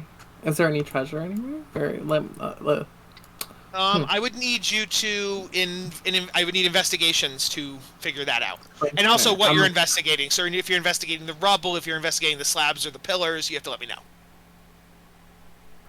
I'm gonna investigate. The pillars. Okay. I'm not the best person to investigate things, Yeah, guys. especially forget when I about just this. especially when I just told you there were wires connected to the pillars, and also on a nat 1 as well. 100%. Your nat 1 and your 3. You guys are investigating the pillars and you notice the wires, and on a nat 1 you accidentally touch the wires, and I'm gonna need all 3 of you to give me a dex saving throw. Because Yay. there is dynamite strapped to the pillars, and you guys just both set off the dynamite. And so, let's Cool. see. I got a 0. So let's see. Oh, and Foos needs to do a dex save as well. Can I give a help action to? Nope, not when things are exploding. So actually, the only one who fails is Nightshade. The other ones all save. Oh, really? Weird. Can you check again? I got a 0. You definitely.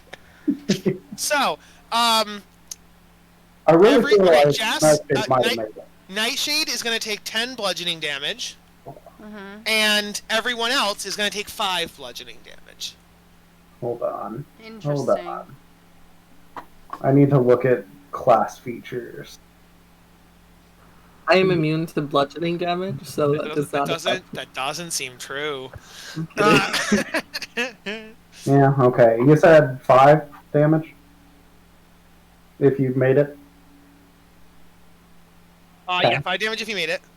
Okay. So that was for the actual explosion, but now there's also falling rubble. So I'm going to need another dexterity saving throw to try to dodge rubble. It's from everybody. Do some cool backflips. Old man backflips. Guys, why are you doing this to me? So, 14, 12, 15, and 11.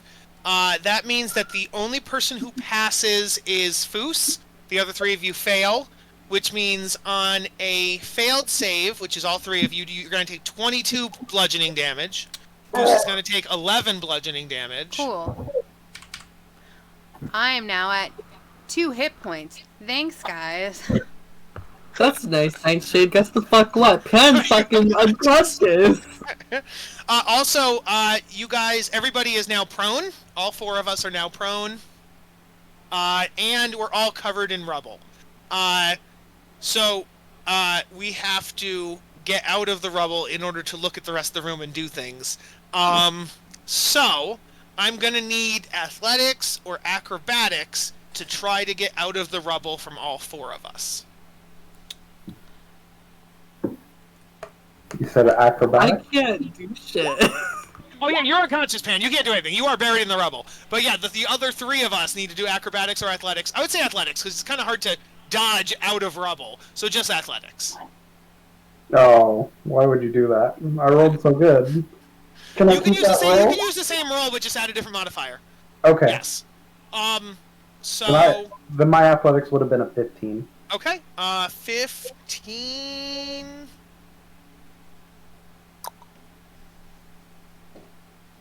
That will fail, unfortunately. I'll die. No, you don't die.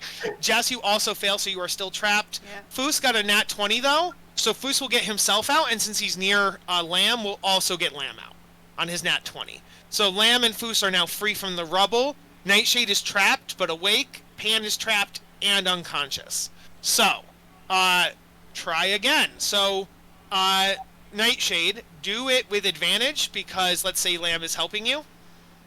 So you can do your athletics check with advantage. Foos is going to try to get Pan out. Doing an athletics check. A little better. There you go. You are now free, Nightshade. And then Pan, I'm going to do it. Hey, now that I will do it for Pan. I would like to be snarky while helping her, by the way. I fail. Oh, don't mind me, the untrustworthy character helping you out. The untrustworthy character is the one who set off all the traps that killed me. Okay? No, Nightshade, Nightshade, now that you're free, you can try to help Pan, and we can all do it. We can do it with advantage. So Nightshade, roll with advantage to help Pan because we're helping you. Oh, it didn't do advantage. Give me 1 sec. Okay. 13 or both of those are gonna fail. Lamb, you can now try with advantage to free Pan. Oh, let's just do this. Pan, give me a death save, please. Foos, heal. Why is Foos not healing? Because she's buried. I can't get to her. I don't know where she is. What do you mean? We're obviously pulling her out. No, we are digging through the rubble to find her. We are moving rocks. Oh no! I didn't realize we were like encased. Yeah, we were encased. We are now digging through the rocks to find her. It's a fail. To find him. So that's one fail from Pan. Lamb, you can try again with advantage. And then I'll have Pan do another death save based on Lamb's results. So, athletics with advantage. Okay. Can someone else get the advantage? No, we're all taking turns. It's your turn. So you get. So it fails, which means Pan makes a death save. No, I wouldn't do that to you. I'm not going to do that to you. I'll let Foos go first. So Foos is going to go, and if Foos fails, then you make a death save. So, Foos. No, I don't mind doing a second one. I don't mind. Well, here's the thing, though. If you get a nat 1 on a death save, you are dead. It's time. Honestly. A nat 1 counts as 2 death fails. So since you already have 1 fail, that would be 3, so you'd be dead. So, Foos is going to go first, and then it's going to be your turn, Pan. So let's do Foos first with advantage. So athletics with advantage. Foos, come on. Come on, Foos. Save Pan's life. Oh, Pan, I'm sorry. Pan, please give me a death save. Please no 1. Please no 1. Please no 1. Please no 1. Please no 1. Please no 1. Please no 1. Wait, what if it's a 10? If it's a 10, that's a pass. Hey. Oh, okay. We Gucci. Okay, so that's fine. Now we start over. Nightshade, do athletics with advantage. We have 3 tries to make sure Pan doesn't die. There you go! You get Pan out. Not only do you uncover her, but with a nat 20, you get him out. So he is now good. So then, on Foos's turn, Foos is going to heal Pan to wake Pan up. He's going to use all of his lay on hands to give Pan, you wake... Oh, wait. While Pan, you're making death saves. Pan, does Pan have a god? Or a goddess? I would think that he does. You have any idea what it would be of? Like of the forest, like something. So you see, while you're laying there unconscious, you hear in your head and you see like a vision of a big, tall, talking tree with a beard. But it's also wearing a headband and like monk's clothes. So it is a monk tree. And so the monk tree bows to, like if Treebeard was a monk, and so he bows to you, and he'd be like,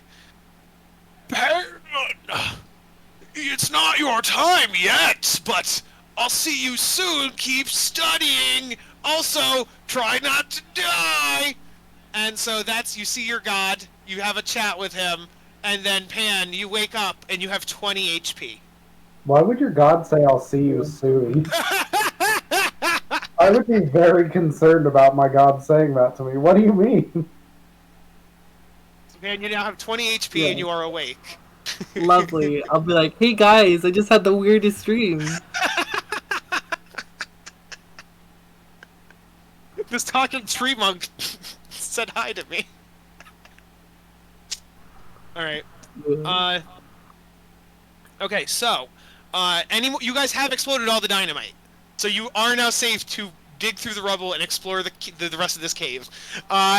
So, give me some investigations on either this corner, where you guys saw that there was the initial rubble, but like maybe shiny stuff, or the slabs.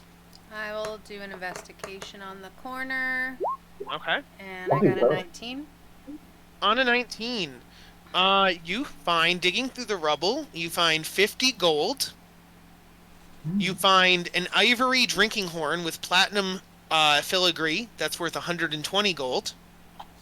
And you find a pair of goggles, and you don't know what they are, though. They are a pair of goggles. I put them on. I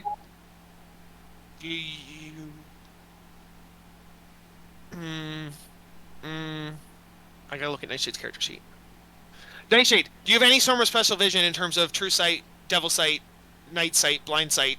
Dark vision. Dark vision. That's definitely not what they are. It's goggles of night. I don't have anything. Okay, putting them on, you now see in perfect pitch. Like it was a little shady and dark in here before. It wasn't pitch black, but now you can see as if it's daytime. Awesome. They are goggles of night. Nice. Is it like true vision or just night vision? It is dark vision up to, I don't know, you'd have to look up whatever the item is. I don't know. It's the Goggles of Night is a magic item. It'll tell you what it does. Nice. They give you dark vision. Any chance that I could get those? Since I am supposed to be the scout person. And this would let me scout into dark areas without... But here's the thing, is that I'm a fighter, and if I fight in the dark, I can't hit anything. Yeah, well, no. You can have a light... We have the light sources. Like... Somebody in the party always has a torch, usually. Yeah. But he's saying he usually sneaks off on his own, and he would rather sneak in darkness rather than sneaking with a torch. So that's why he's saying... Not even that. It's more like, okay, so let's say this cavern that we were exploring here. If I wanted to sneak ahead of the party, I have to bring a light source. And anything that's living in the darkness in here is going to obviously see the light source coming around and know that I'm coming, and then see me. Like, it makes stealthing impossible in caverns. And, I mean, yeah, you would be blind fighting in the darkness, but literally everyone in the party can make that same argument. I think almost everybody here does not have night vision. Dark vision, I think what it is, though, is that I assume all the party that is sticking together has at least one torch. You guys have at least one thing, a lantern, a torch, or something. So as long as you're with... The only time it would come important, Jess, is if Nightshade went off on her own. Then you'd be in trouble. You'd have to light your own torch. Yeah. But I would say maybe give it to... there's two options. I say, well, I'm already going to give it to him, so I don't know why you're trying to convince me. Yeah. I was trying to make other arguments, but go ahead. And we also have a drift club in the party loot, which is just like a little floating... Yes, there you go. The drift club stays with the party, and then now you have the Goggles of Night to sneak away. Yes. Yeah. So then,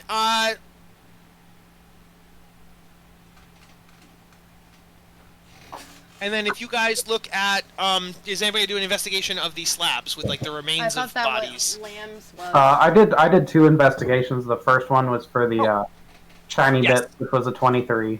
I see. The slabs would be a 16. Okay, that's still good enough.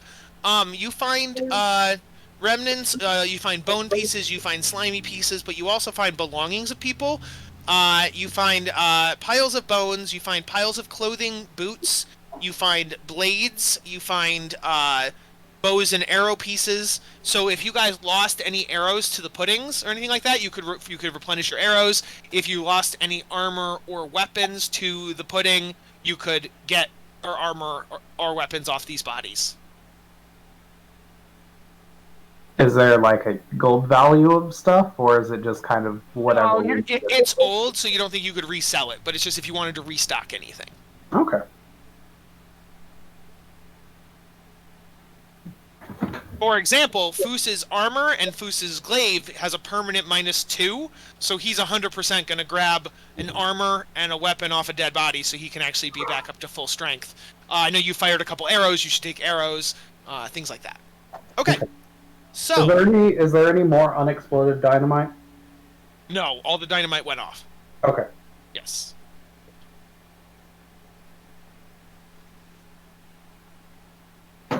All right, good job beating the mean locks. The insanity is gone, you guys are sane, and you've cleared out this mine. Time to head back to town. Is it worth short resting or long resting? Because I have 2 hit points. Yes, you guys can long rest in town. The town is now safe. You notice as you go out there, the fog that was on the town is now gone. Any eerie feelings that were remnant around the town are also gone. Yeah, it looks like a normal small town again. And yes, everybody can long rest. Woo. I was gonna ask, so did Nightshade go with us to the lake?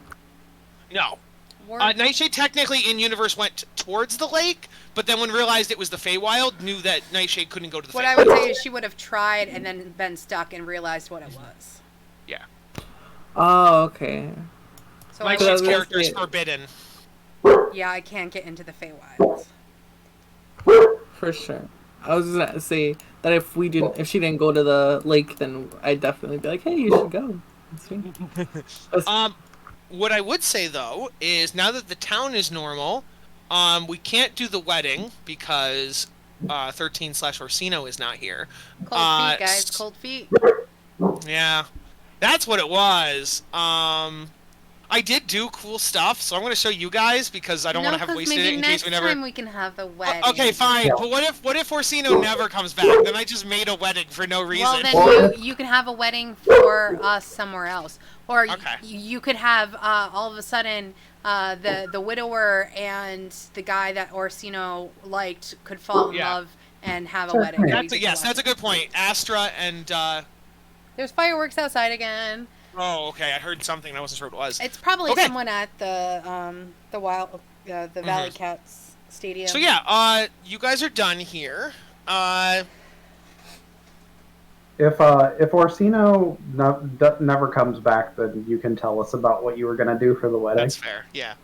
Also, guys, I hope Orsino comes back. technically speaking, as of right now, I'm just double checking the book. The person who owns, you guys give me a history check. All three of you. No, not the worst thing I've ever done.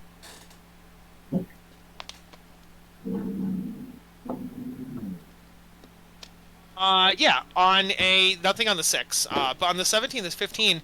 You would remember they mentioned when the people came to hire you guys for the job and they talked to Candlekeep staff that the person who owned the mine is dead now. So nobody owns the mine. People are going to move back into town, but no one owns the mine. So the book does say that if the characters want a stake in the mine or like want to share it with the town or something, it could be a form of like passive income kind of thing. You would have to like hire miners and hire people to management. It's kind of like, you know, Assassin's Creed where like you can like have like passive income at the bank, or you could like run like you know, games have that. Games have this thing where like you have this thing that's earning money in the background. You guys could do that. It would require initial investment to get things back up, and you guys would have to hire initial staff and stuff, but then you might make revenue in the future. Okay, how do we I would- streamline this? I would definitely like to do that. Yeah, because I would like to do. I'm sure we all would. So how Yeah. much? You're gonna have to figure out how much and how would we streamline this so it doesn't take a Yeah. lot of in-game time away from Yes. questing. Why don't you here? Let's see what it says. I want us all to just wear business suits and like just be like have like a hard hat on, you know, like the construction hats. I magically changed my armor to look like that. So I look like you know, go out of sight and like come back as, you know, the most perfect you know, human businessman looking person ever. Yes, yes. I love that. Yeah, so streamlining it. Let's say, how much gold do you guys have? I don't know what the economy's like right now. How much gold do you guys 300. have? I have 300? 393. I have Ma'am? 300. Okay, let's call it 100 gold each. So 300, let's say 100 gold each. And like, if the other party members want to share in it, they can also give 100 as well when they get here. But if you guys want to take 100 from your thing, that'll get the mine back up and running somewhat. We'll see about hiring staff and all that stuff. So that's And we step did, number and we one. did long rest, right? Yeah, you long rest and then take 100 off your sheet. That'll be that'll be about 600 if everybody else chips in as well. Okay. Then the next step is gonna be holding interviews. I'm not gonna make you do that for real. But let me find just some like NPC pictures. If you guys want to roll insight, or anything else you think could be useful during I think insight would be the only thing you would use during a interview. Maybe persuasion or deception, but something, yeah. And then we'll do like we'll do like not really interviews, but just to see like who you guys hire to work in the mines. And if you roll bad insight, there'll be people who could cheat you, or you won't earn as much money if you do good insights, etc., etc. So I got a 9. So what are we doing? Are we doing insight? Could it be perception? yeah, insight, perception, investigation, yes. Oh, we can do the investigation. Yeah, let's do Yeah, I'd say so. investigation. I'll keep that unfortunate roll, Yay! but that would 21. bring me up to a 13. 21. All right. So, 1 second. Oop, didn't mean to do that. Go back. Go back. There we go. Save image. There we go. Jazz. Oh, hey Kyle. Yeah. So we have that platinum engraved locket, which I believe was the one guy's like dead wife's or whatever. Yeah. Is he gonna give us money for that? You'd have to go talk to him. Well, I'm gonna go talk to him. Yes. While we're sometime in between this Yes. interviews. So, you guys see a couple different groups. They come in to do the interview. The first group, on Lamb, you talk to this group, these guys. And on your 9, you're like, yeah. It's actually a 13 if I can do Okay. investigation. Even still, on a 13, they'd be like, yeah, these guys seem all right. I think we should hire these guys. But the other two, Jess and Pan, you're like unsure about them. You're like, they look like more heroes than they are miners, and so you're not quite sure. So you say maybe that first group, and then you usher in a second group for now for that second group. Give me the same thing. Give me another one of insight, investigation, or. I like on a 13, I'm just an idiot as far as like hiring people. It's very obvious adventurers and miners. Guys, I think the adventurers are the best choice for mining. And then Lamb, give me either same thing. It's insight, investigation, or perception. Okay. Okay, so still a 13. Yeah, you guys actually think these guys seem like they're too expensive. These guys are definitely miners. They are professionals, but you think they might be too good for you. They might be too above. Like they're too expensive. You can't afford them. So I mean, we'll based on definitely, your rolls, we'll definitely think about it, but we're definitely not hiring the other guys. All right, and then These I'll are give you a third group to Actually, interview. miners. All right, and I'll give you the third group to do your rolls on to see if you want to hire this third group that comes in. Hey Jess, Hmm. for Nightshade, does she need like specially made armor for her size? Like you're small, right? So you need small size equipment. I'm smaller, yes. Because I mean, it's kind of a like expensive item, but we have a steel shield with platinum filigree of winding serpent. It's worth 50 gold, but that sounds cool. I didn't know if you wanted to like bling your character up. It's just a regular shield that's pretty, right? Yes. And I think that she already has a shield, and if it's not anything special, she'd rather probably just have the gold. Okay. This is the third group you guys see in because you weren't sure about the first two. Okay,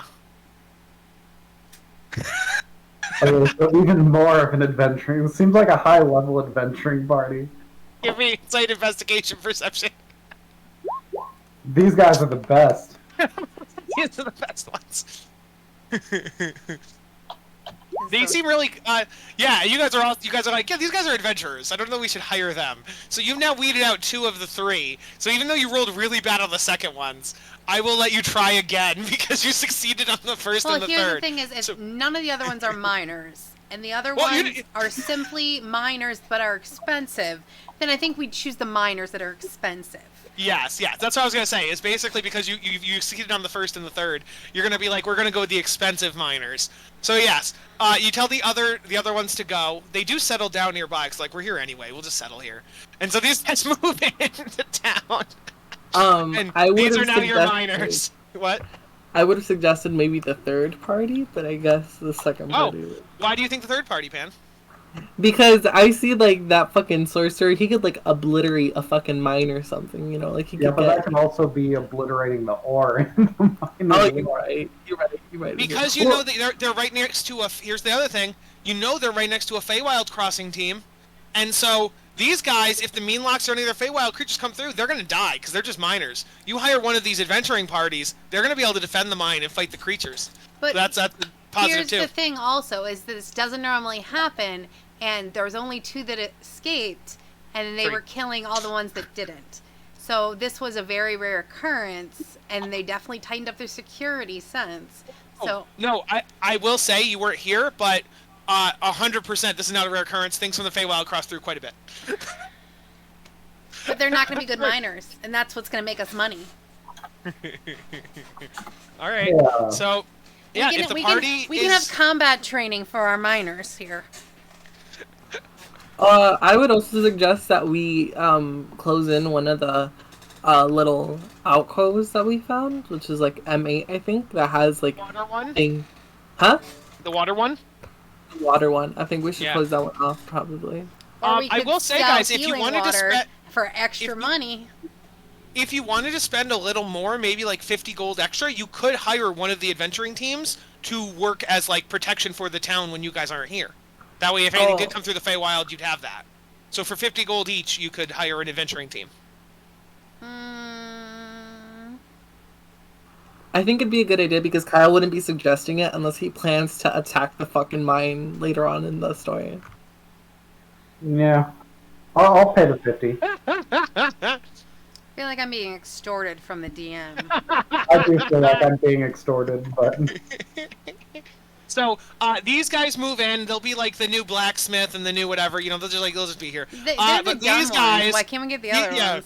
No. These guys are your new bodyguards. These are now the town's protectors. Like these guys are official. These guys are who you're paying that 50 gold to.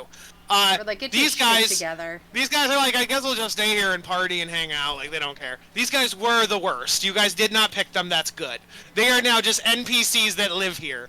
And so, but you did hire these guys for your mine. And in the future, if down the line, if you ask me how the mine's doing, you'll get money. So. Yeah. Hey, Kyle. Yeah. How's the mine doing? Real. Okay, so that platinum locket though. Mm-hmm. Platinum locket? Question mark. Are you talking to me? Yes. What about it? How much is the guy willing to give us for it? Oh, right. Yes. Okay. Yes. So you go back and you find him. Let me go back to that page. He said. Let him know that we put her body to rest and everything. So. Yes.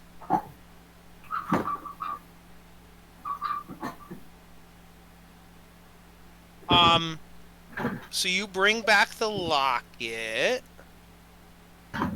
And so you walk in, and his name again was Lucas Grosvenor. I'll actually just put up the map of that real quick, so you guys can remember what. Well, you'll see him again in the future. But you go back to him, and you give him the locket, and he starts to cry. And he goes, Did what was his voice again? He had like a, I don't remember. Did you save the town? Did you defeat the? Did you get them? Did you get them there? Did you get them there, bad guys? Did you get them? We got them, baby.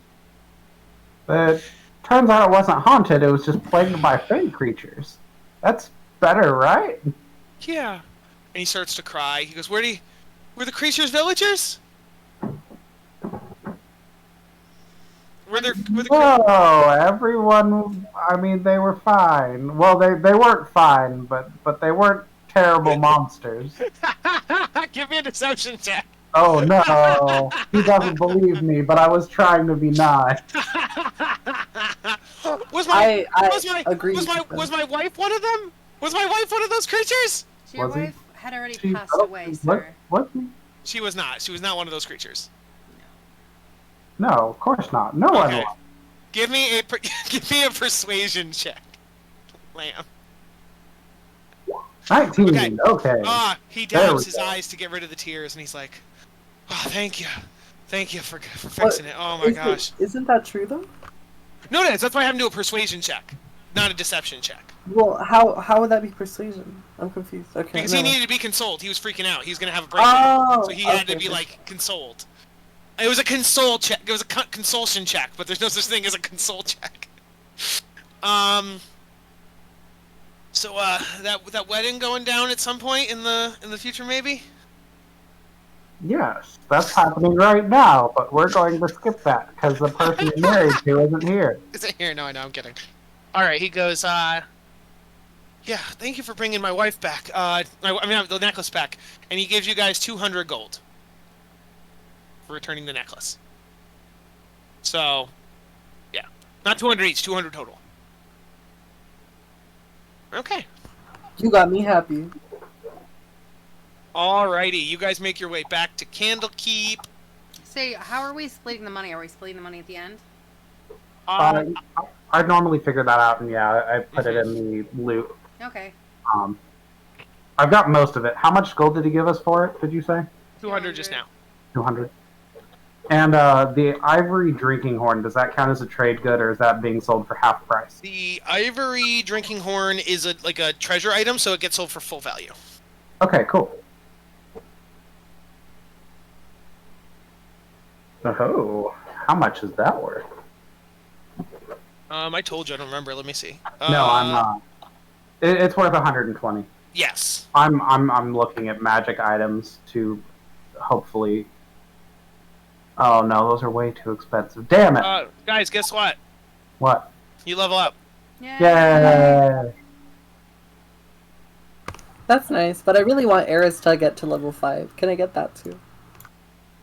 Not Gray, do you have any until, sort of not until we get to hell. Gray, is there any magic items that you're wanting? I don't have any. I know we have a ring of swimming though, which I would say at this point, like that's definitely going to you. But a ring of swimming is kind of garbo, so I was like hoping that maybe there was some magic item you were like knew of. Like a magic item that we don't have that I want. Yeah. I don't know of any magic item that I would be able to use. Oh, Yeah. a bunch for monks. I found bracers of defense, but they're way too expensive. But they would be perfect for you, unfortunately. How much would they be? So the ring of swimming is valued at 3,000 gold, and we can trade magic items as long as they're less than the price, or if they're equal, we can pay 10%. Bracers of defense are worth 6,000 gold, so You would yeah, need that's not. about 3,000 gold, ish on top. So I'm looking. Maybe Kyle should think of dropping a monk magic item somewhere. I'm just going with what's out of the book for the most part, man. But That's the problem, there's is, like, very little monk- magic items for monk, and they Yes, especially but don't put them in the book. But that's also why I gave you the magic shop. And so if you can find something in the magic shop, you can trade it across. So look here, great, you should just Google best monk magic items, and they'll give you a list, and then you can just compare that list to the catalog I gave you guys. Alright, so you guys get the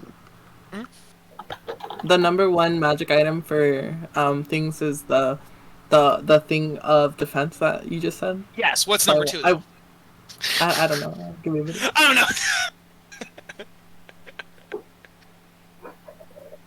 know. Okay. Iron Rain daggers. Iron Rain dagger. So Boots because of the lightning path. yeah. Dragon armlets. Wisdom writing. Immortality. Lion wraps. There you go. So Staff you should of check out any of those. See if Okay, any of them are 3,000 or less. Dragon armlets? Dragon armlets. I don't even know what those are. Let's see.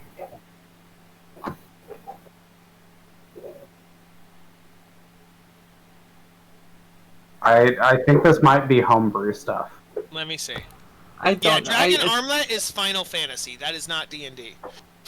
What? Then why is it any items in a glass or subclass targeted damage? Druids, rangers, paladins. So today it's monks.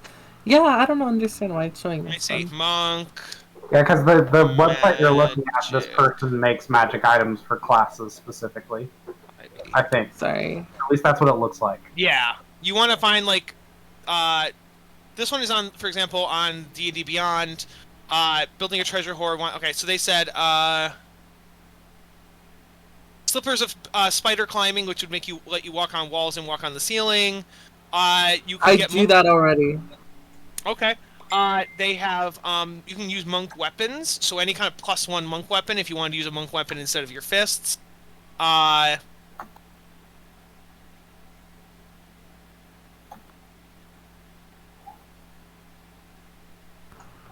Okay. I don't know, because I feel like I took a thingy to get the fighting style thing. I took a feat for the fighting style thing. I don't know what you mean. What fighting style did you get? Because I'm a monk, I don't have a fighting style. Yes, but I don't think a Yeah. lot of the fighting styles would necessarily help you as a monk, would they? Unarmed fighting, because I didn't have any. I didn't really use weapons. I just used my Well, fists. yeah, but that's the thing. Unarmed fighting gives a character that doesn't really have unarmed fighting, but you already have unarmed fighting, so doesn't that really not really do much for you? Well, it made my instead of doing a D6, I did a D8 instead. Oh, okay. Yeah, that's good then. Okay. So yeah, Yeah. I would think. Let's see here. I think we should look at this but any of the belts, anything that increases your stats, so like a belt of giant strength would increase your strength, and it doesn't count as armor, so you can wear it. Basically, anything you can wear that doesn't count as armor, you could use. So robes, you could still do. Yeah, so I want to say the belt of giant strength is just. Yeah, they don't even price that just because they're that good. Okay. Let's see. Let me see. I will take some time and look for it in the next week. I will I will give you stuff. I'll talk about stuff. Would it be so, Oh, okay? wait. So, Gray, what's the focus of your character? Elements. Punching? Or, I was going to say, Elements. since it's elements, you could also go with how much are elemental control or elemental conjuring, or because if you could summon earth, air, fire, and water, are they not priced, or are they too expensive, or? they're way too expensive. Okay. Um, So what about a stone of good luck? How much is that? I think also super expensive. Okay, then you might just have to save up, because there are things you can Well- have, but they're just too expensive, I think. Let's see. A What if- Luckstone is okay. A Luckstone's 4,200, so that's not too bad. It's So still more maybe, than you get. yeah. Boots of speed. I don't know how much that is. Ring of defense. What The about a robe of serpents? robe of serpents. Yeah, is that there? Ser- Not even seeing. If it's not, look for one of the ones that's similar. So like the staff rod of the sewers or whatever. So type in sewer. Because that one summons rats. So like that would be similar. If it's in there. Sewers. I see pipes of the sewers. There you go. How much is that? Where are you? What are you looking at? You weird ass search engine. Okay. The pipes of the sewers are only 2,000. So let's say this would be, I would let you, if you want to just straight trade across, I would let you get the, whatever you just said of serpents, instead of the ring of whatever you have now, the ring of swimming. I would do a straight across trade. If you want to be able to summon snakes. Well, is it summoning snakes, or I thought it's like this? You can transform one of the into a poisonous snake. You're right. I'm sorry. I thought it was you change into one. No. Do your spells make a spell attack, Gray? Or is they all DC based? I believe they're all DC based.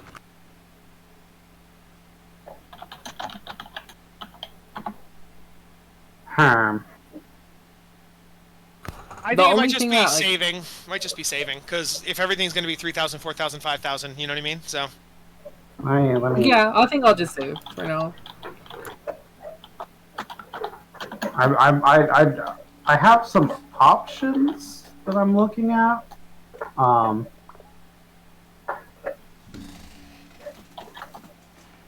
Give me a quick second. What does this do? Ooh, that's cheap. Oh, Which is is that weird, a kitty? Yes. Pet that Yeah. cat. Yes, we should get a Roomba. 100% yes, we should get a Roomba. It's not Okay. it's not a Roomba, but it is a wet. It's Android. a Roomba-ish, yes. So, Kyle, Yeah. would it be possible for Gray to get like magic hand wraps to magically augment her punch? She has that kind of already. I gave her the ones that do the elemental damage based on what element she's in or around. So right now she has her hand wraps. If she's around fire, she can do fire damage. If she's around lightning, if there's like a thunderstorm, she does lightning or thunder damage. Like I have, so she already has something that kind of does that. So, Okay. What would be the equivalent magic item price of those? Could we get a +1 version of those? I would. Yes, I probably would. How much is a +1 weapon? 1,000. Then yeah, I would say sure you could have +1 wraps and I would just say you'd merge them together with the wraps you already have, and so you'd have +1 elemental wraps. Yeah, How I'd much probably let you do that. what would be the value of those approximately? It'd be around the 1,000 mark. You'd give up the ones you have. You'd trade them in. The clothier here could merge them together. So let's say the merging would cost like 200 gold. So 1,200 gold total. Okay. So could we get 2 magic items that are combined under the price of the magic item we're trading? That sounds good. Then I would, if I would argue both fists are separate though, kind of like getting 2 daggers. You'd have to get 2 +1 daggers. So I would rule that if you wanted to get both hands, you could just do that at face value. Okay. Because that'd be 2,400. So if you trade the ring in, I'd give you 2 +1 elemental gauntlets. Thanks. Sound good to you, Greg? +1 punchy fists?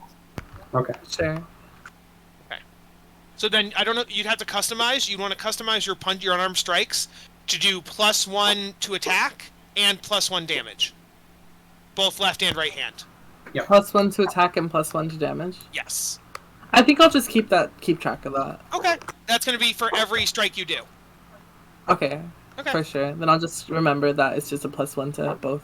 Okay, just maybe make a note somewhere. Maybe go to your inventory and do +1 do a custom item though in your inventory, and just name it like +1 elemental. If you if you click on your unarmed strikes, there's an option to customize, and you can add a +1 to hit and damage. And you could also change the title, so you could actually change it from unarmed strike regular to just unarmed elemental strike or unarmed. You know what I mean? Like, yeah. I just don't want to forget that you do have a magic item now. You know what I mean? So I want it somewhere on your character sheet. Yeah, for sure. Okay. We have 45 minutes. You guys go back to Candlekeep. Let's see. You've already talked to all 4, so I think we're going to start repeating. This is chapter 5, right? Is that correct? And I would like to do the same thing I did last time of going to Baldur's Gate and swindling people with distort value. Yeah. That's fine. So you do that. You cast distort value. And yeah. Okay, so I'm level 5 now. Ooh, what do I get at level 5? Do I get anything? I got an extra attack, Foos did. Right.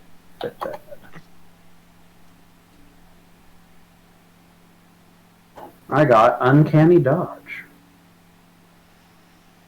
I got an extra attack, thank God. Oh, so, nice.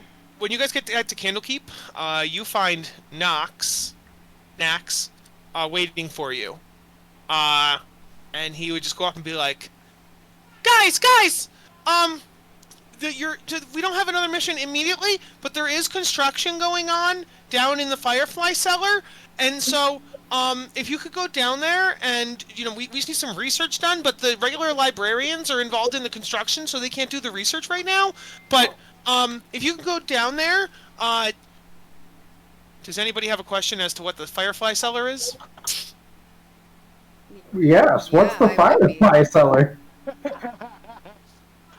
The Firefly cellar is underneath the tavern, and it's a subterranean part of the library, and because the books down there are of a particular nature, we can't have magical lights or fire down there, and so as a result, we keep fireflies, and so there's fireflies flying all over, and that's what illuminates the cellar.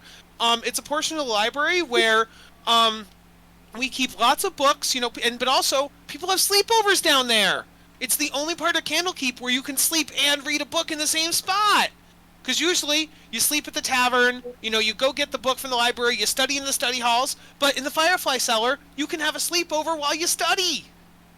I'm gonna be real.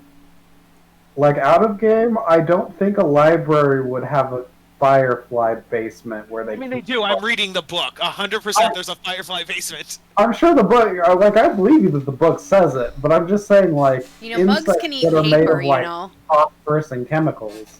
You wouldn't freely have around a library. You'd use, phosphorescent, fungus They can be contained in one area, like. They are contained in little. We have jars. We have jars with them, so you carry them around like lanterns. What? She Okay. becomes Lanterns so filled with aghast. fireflies. You put them in jars?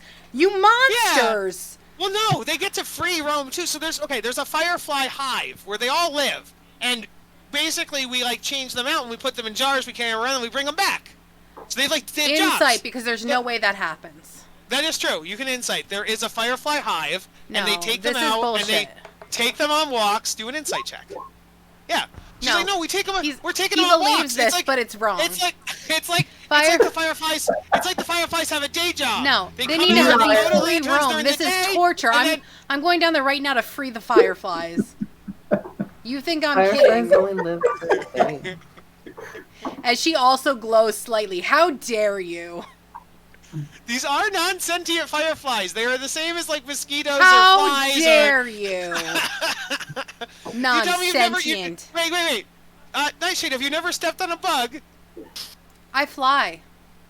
Have you never actually been flying too fast and like a bug hits your forehead or something? I don't go Mach 10. And all that does is slightly stun them, and then they wake back up. All right. So, But he also, goes, "Well, no, I'm not that- talking about trapping and forcing them to do your bidding. No, and... only during the day, and then at night we switch it out for a night shift. Oh, cool! So like, they're only free slaves half during the time. day, and they get stuffed in jails. But like, no, it's like no, they're not. Okay. You're never It's gonna like- convince me of this. I'm gonna go free all the fucking fireflies. He's gonna roll persuasion. Oh He my can, God. but I'm gonna go free all the fireflies. He rolled a 3, so he did not persuade you. He would just be, no, listen. It's completely. We cast detect thoughts on them, and they're all for it. They love being lanterns. They like it. No flying creature loves to be stuck in a tiny glass vial and carried around by humans when they can fly around freely. You all right there, Nightshade? Do you believe the audacity? The fucking I think they only live audacity. for a day, right? Oh my gosh. You Which could Nightshade literally Fireflies only live for a day. Have you been like used as some sort of light source before? She just I looks care a like lot a about 10-mile stare. You don't want to know. Spent 100 years of my life trapped in a cage as a light source. Okay, but before this, so I'd like to go to Baldur's Gate to sell this stuff. Oh yeah, it happens. You're good. I use distort value on, we'll say, the short swords, the root. I think it only targets one thing, so I don't think I can target the rubies and sapphires.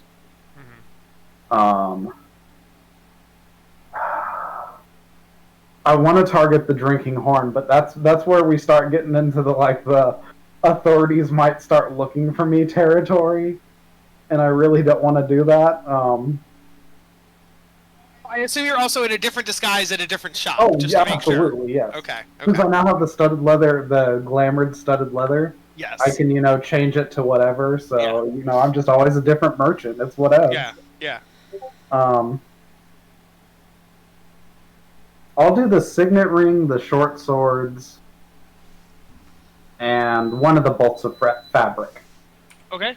And then distort value gives you, what was it, 10% more?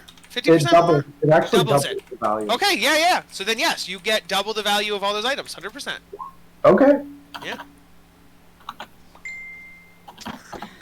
Just so you know, Nax would say to you, be like, Nightshade, just so you know, if you free the fireflies, it's pitch black down there. Everybody will just be crashing into walls. No one can read, and we can't have magic or fire down there. Oh, so it's like, you know what they have? Phosphorus. You put it in water in little vials, and you shake it, and guess what? It glows. I figured it out for you. No, because only living light can be down there. We've tried it. There's some kind of there must be books down there or something about the caves that cause anti-chemical light too. It doesn't work. You only use it for reading and sleepovers. I think you could handle it. It also stores millions of books down there. Well, Millions! Now you saved millions of bucks! I guess you'll just have to have a All card the catalog, specific- and when people need that, maybe they can ask a fairy nicely, and they can. Oh, you could have fairy librarians. Exactly, fairy librarians. Pay them a wage. Have them go down there. Roll a persuasion check. I'm not good at persuasion, but you know this makes sense. It does make sense, actually. Advantage, maybe? Well, here's the thing. That maybe Nightshade, but that would 19. also require one, we'd have to hire new librarians, which is always the thing, but then two, you have to find people you can trust, because you can't just bring every Tom, Dick, and Fairy in here. You can have a fairy promise. And Okay, so That's a good point. Oh, what'd you say, Wes? I missed an item. There's a goblin bugbear magic talking action figure. Mm-hmm. I don't have a value for that. Yeah, I don't think it can be sold. Oh, okay. It's just That like one is like, party both the doll and the action figure are just like cool keepsakes. ghost children. Okay. So I got a 19 persuasion. Yeah. He go, okay, I'll definitely bring it up with the higher council. You're back at this point, Broder. So he'd be like, Broder, can you talk to the High Reader, Bookworm, and see if he would agree to it? I'll talk to the council. This might be a good idea. We can get some fairy, and we change it from the Firefly Cellar into the Fairy Cellar. Yeah, it's a good idea, Nightshade. If this isn't done within a week, I am going to free every firefly in this place. Because this is firefly slavery. I just want you to know. But I if really we want to see her free all the fireflies. I'm gonna do it. Well, here's the thing. if Even if they it's hire the fairies, she can still free the fireflies because they're gonna know how to fairies. What did you say, Gray? What about her horse? Like all of our melts and stuff. Technically, they're like enslaved. You know, I view they're them not. I view them as pets. They're your friends. They're pets. But they're still like kind of enslaved. We're the ones handling them, and they're not. They're caged after we're done with our adventure. They're stable. You know. They're not cages. They're stable. There's a difference. I know, but I'm saying like it's the same thing, kinda. They're not put in a fucking jar, but they're put in fucking cages. yes, You know. But here's the It's thing: not- is I don't think it's- And they're only Listen, used I don't- when it's useful. I don't think Nightshade's thing is specifically the enslavement. It's the fact that they have wings and they remind her of fairies. That's why she super cares about them specifically. What about my moth then? Because my moth is in fucking. Well, your moth cage, shouldn't bro. be in a cage I either. don't- What I would say is you could create a bond with your moth so it could come and go and choose to be your mount. And I say, if you create a I bond see, with I it, see. I am not advocating for anything to be stuffed somewhere they don't want to be. I think that's horrible.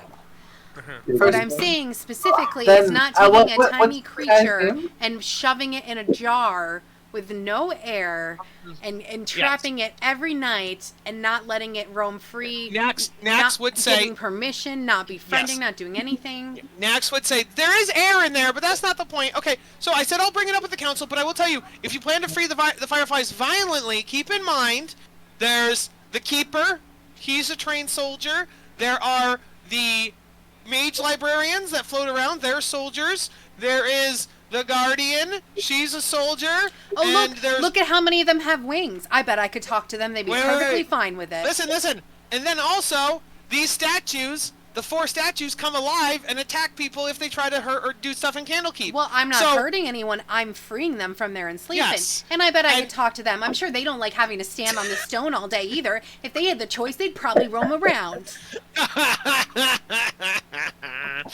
And so then he would say, I said I'll bring it up with the council, we'll run it up the flagpole, I'll bring it up with the elder readers, and, 1 week. which are, yes, I'll bring it up with these people, and, Broder, please bring it up with this guy, who is Broder's boss, and then we'll see what happens, and, you know, then they'll bring it up with, Januzzi, and, well, sure it'll work, and then guess I mean, what? I don't Once- believe in bureaucracy, so we're going to put this in. We're going to streamline it. It's going to happen in Yes. a week, or they're going to be Within set a free. week. Yes, within a week. And once they're set free, you can be the one to set them free, so you can still get that revolutionary moment where you set the fireflies free.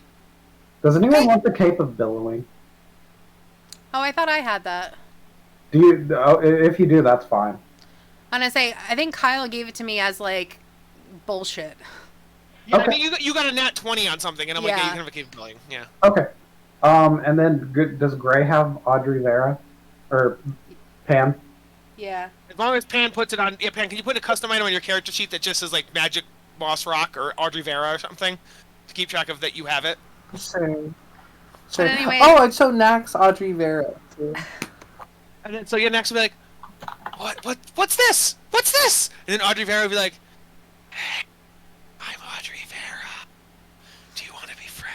See, this is a very nice moss rock, and he gives excellent hugs, and we should definitely make him a greeter. Just saying. And I want to just help write the proposal for the Firefly Freedom, and how fairies are very good at preserving things, and they're really good with illuminating light. And if you want to have fun, they could do fairy dust, and they're really good for getting tall books without ladders.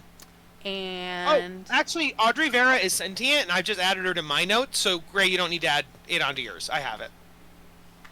For sure. Okay. So, yes, that all sounds good. You can write that proposal. Your persuasion was high enough. You're good. But we're gonna walk over to the tavern area, the Hearth, which again is run by this dude. And so he'd be like, "Hey, what brings you to the Hearth? You need food? You need a rest? What are you here for?" have you heard the flight of the fireflies? Flight. You mean the Firefly cellar underneath here? Yeah. They keep them in jars instead of flying free when there's perfectly good fairies that are jobless. Only for 4 hours a day, and then the other 20 hours they get to be at the hive. Oh, would you like to be in a glass jar, hitting yourself against the glass for 4 hours a day, good sir?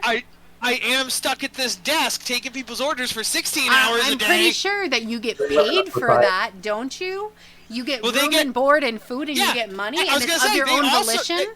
I actually don't get money. I only get room and board and access to the books. And the Fireflies get the same. They also get room, board, and access to the books. They just can't read books. Go fuck yourself.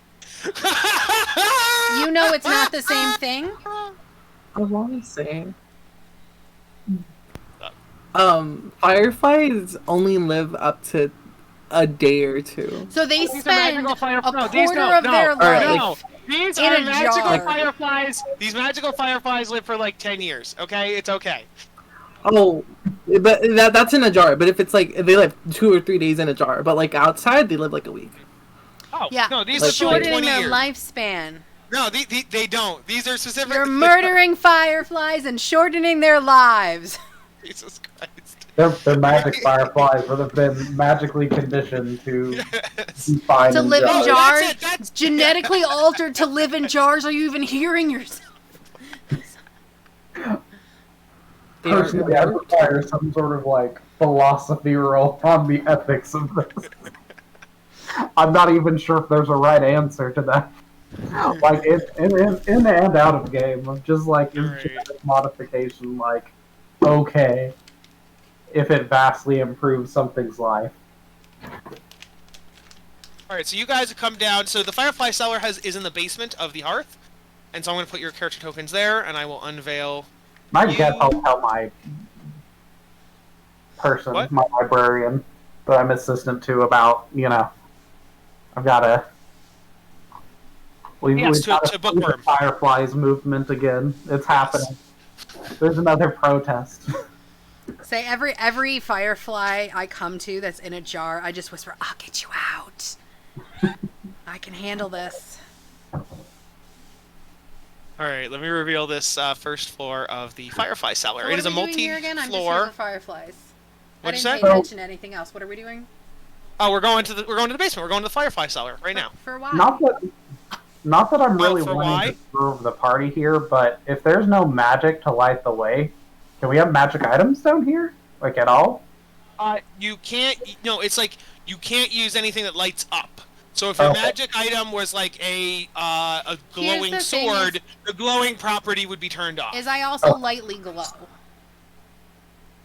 Yeah, no, you're fine. I said Part of living, my no, I said living glow is fine. Like the same thing with the fireflies. They have a living glow. Living glow is fine. Yeah, I know. He was asking specifically so that we would have something to see.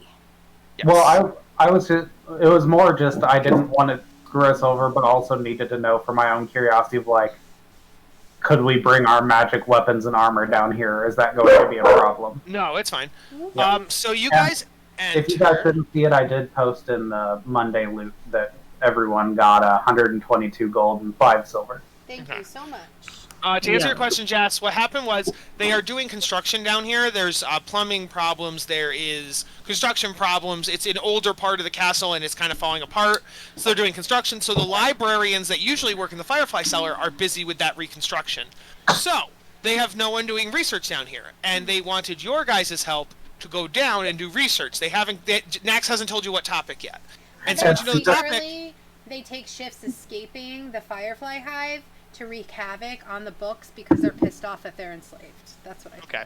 So, Kyle, I'm sorry I like causing strife, but what you're telling me is that no one's here to tend to these poor enslaved fireflies? No. Everybody's still here. All the librarians are just working with the construction workers. So there's actually more people here because there's construction workers and librarians. Slaves. No, they're using the fireflies! I'm noticing a lot of malnourished fireflies around me, is what I'm hearing right now. Okay. So you guys go down. I want to find the hive, please. So I'm going to read you the description of the cellar. He's ignoring please. me. DM, you can't ignore a player's wants.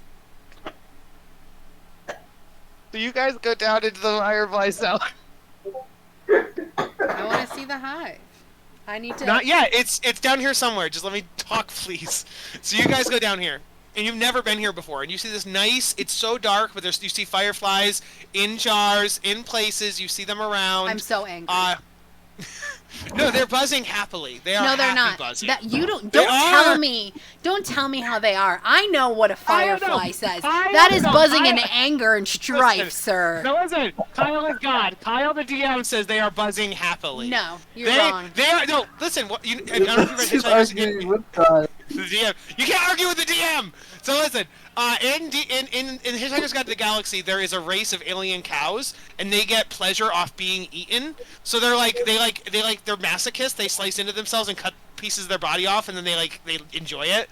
And then as they watch you eat, they're like, yeah, eat that steak. Oh, I'm so good, aren't I? I'm delicious. Taste me, eat me. So that's a thing that exists. So this is that to a certain extent. These things, no, the fireflies have been brainwashed, and this is horrifying, and they need to live in freedom. No, this is they actually can't live in freedom. If you release them from the Firefly Center, they could die. They are protected, and this is the only environment they can live in. You're a lying sack of shit. Nothing I say is a lie. Everything I say is automatically true and gospel. So in canon, they're happy, but Nightshade's like, look at this den of horrors and tortures to these poor. You know, they would be happy in the Feywild against you friggin' enslavement people. Okay, so I'm going to describe the room now, please. So you come down the staircase. You see another staircase on the opposite wall. You see a pit here. Inside, hanging over the pit, is this statue of a book that's flying. Weird. You Cartoon, see various. You see 1, 2, 3, 4 statues around the outside. You can see them on the map. You see 2 alcoves for studying that have chairs and a lamp, not a lamp. Sorry. Well, yeah, actually, this one does have a fire. They both have firefly lamps now that I notice. They get changed out every 2 hours. We can move on now, please. And so. You better keep your word, cool and there better be fairies here the next time. Fairy librarians. It would be really cool if they had the hive as super high levels. If the hive was what? This is going to be alright, Nightshade goes down the basement and frees all the fireflies. Who's going to stop me? I will free you from your oppression. What'd you say, Gray? If all the firefly, the hive was the chandelier or something, and you just see all the fireflies freely flying around the room and stuff. I think that would be really cool, but not enjoyable. And it would be much better. That's what it is. I think Kyle misspoke. I think they are flying around free. There are no jars. The hive is above this flying book. You're changing your story because you got in trouble for enslaving fireflies. My problem with them freely flying around is you have a bunch of insects in a book area. I Like, agree. That's the problem too. They need the pages and lay eggs and stuff. I agree. That would be the Yeah. problem. Yes. So yes, there is a hive I've somewhere never here. heard of that. Oh yeah, no. Insects are notorious for eating books. That's actually a real thing. So Yeah. if you go to a Think library, about it, that's they're the just reason like they. leaves. Yes, exactly. So libraries are specifically kept at a certain humidity, a certain temperature, to specifically make sure like mold and moss don't grow, but also bugs can't breed inside the library. Ooh. Okay. Sure. I thought of something that would actually be really fucking cool. Okay, so like Gray said, there's like basically a chandelier of like the firefly hive, and they're like glass tubes and stuff that like go throughout this area where the fireflies can freely fly around. Yes, that was actually my Guys, original. Guys, we also that was live in a world of magic. Why can't you Yes. have just dispelled the books so they were bug proof and then let them be free? Oh, yeah, sure. I like There you the go. glass tubes That's exactly what happens. All the I books like have shields, and now all the fireflies are free. There you go. Oh. Done. But Lame. I'm still saying they're in jars because I want to antagonize you and I want you to change them to fairies. She sees like one in a jar and she's like, "You monster!" You That's monster. right. When you guys get closer, Pan, you notice this is like some kind of pulley system. This here, so it lowers and raises, so it's kind of like an elevator. And if you look down in here, you can see the lower floor. So there's a second floor of the firefly cellar below, and you would imagine that's where these stairs go. Okay, Pan's gonna jump down. No, you don't. You would take fall damage. But Snowfall. you are Nax comes with you, and Nax would say before he goes back upstairs, he'd be like, "So, if you guys could look into 1 second, let me double check. Is this next? If you guys, oh, I didn't bring Nax down. Yeah, Nax is here. Do you want me to bring his token? No. I don't know, because you popped up a image of a woman. Oh yeah, then I said never mind. It's Nax, so you can ignore that. Oh, Okay, for sure. cool. So Nax is like, if you guys could research folk tales and fairy tales, there are books down here that are the only copies, but they're such rare, and they're like, because the book themselves are magic, they can't be around other types of magic, and so that's why they're stored down here. But if you could look for specific books on fairy tales and folk tales, think like stuff like the Boogeyman, right? If you could find stuff on the Boogeyman, things of that nature, that would be appreciated. That is what the Firefly Cellar librarians were originally working on before the construction happened. So you just should take over what they were working on until they're free. And you guys are gonna sleep down here. Feel free to stay. There's food and drink down here. You'll have bedrooms and stuff down here. And so he would actually, if he would just say that on the third floor, there's a whole bedroom area down on the third basement floor. The Firefly Cellar has 3 floors. And where do the fireflies sleep? The fireflies also sleep down on the 3rd floor. That's where the hive is. Underground. The whole thing's underground! She just kind of goes. They're not bats. They like the air.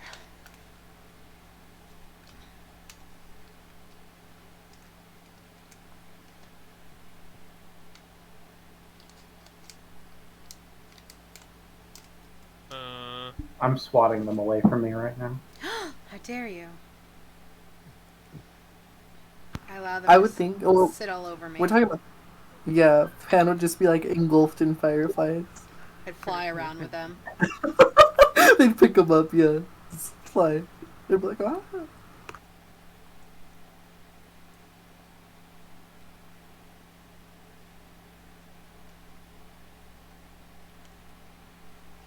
Alright, so... So yeah, so if you guys want to do some investigation and some... So we'll do investigation. I think it's the one that makes sense for this, because I think history is looking at like your own mind, so I think this is specifically going to be investigation.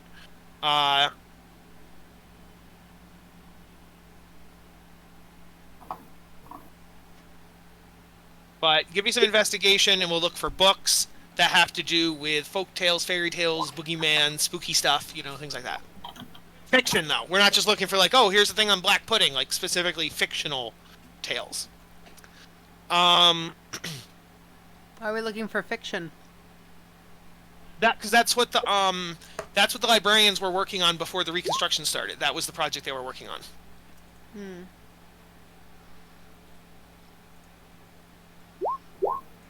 Wah, wah. Blind. I do say I like the fact that I botched and it's still almost a 10.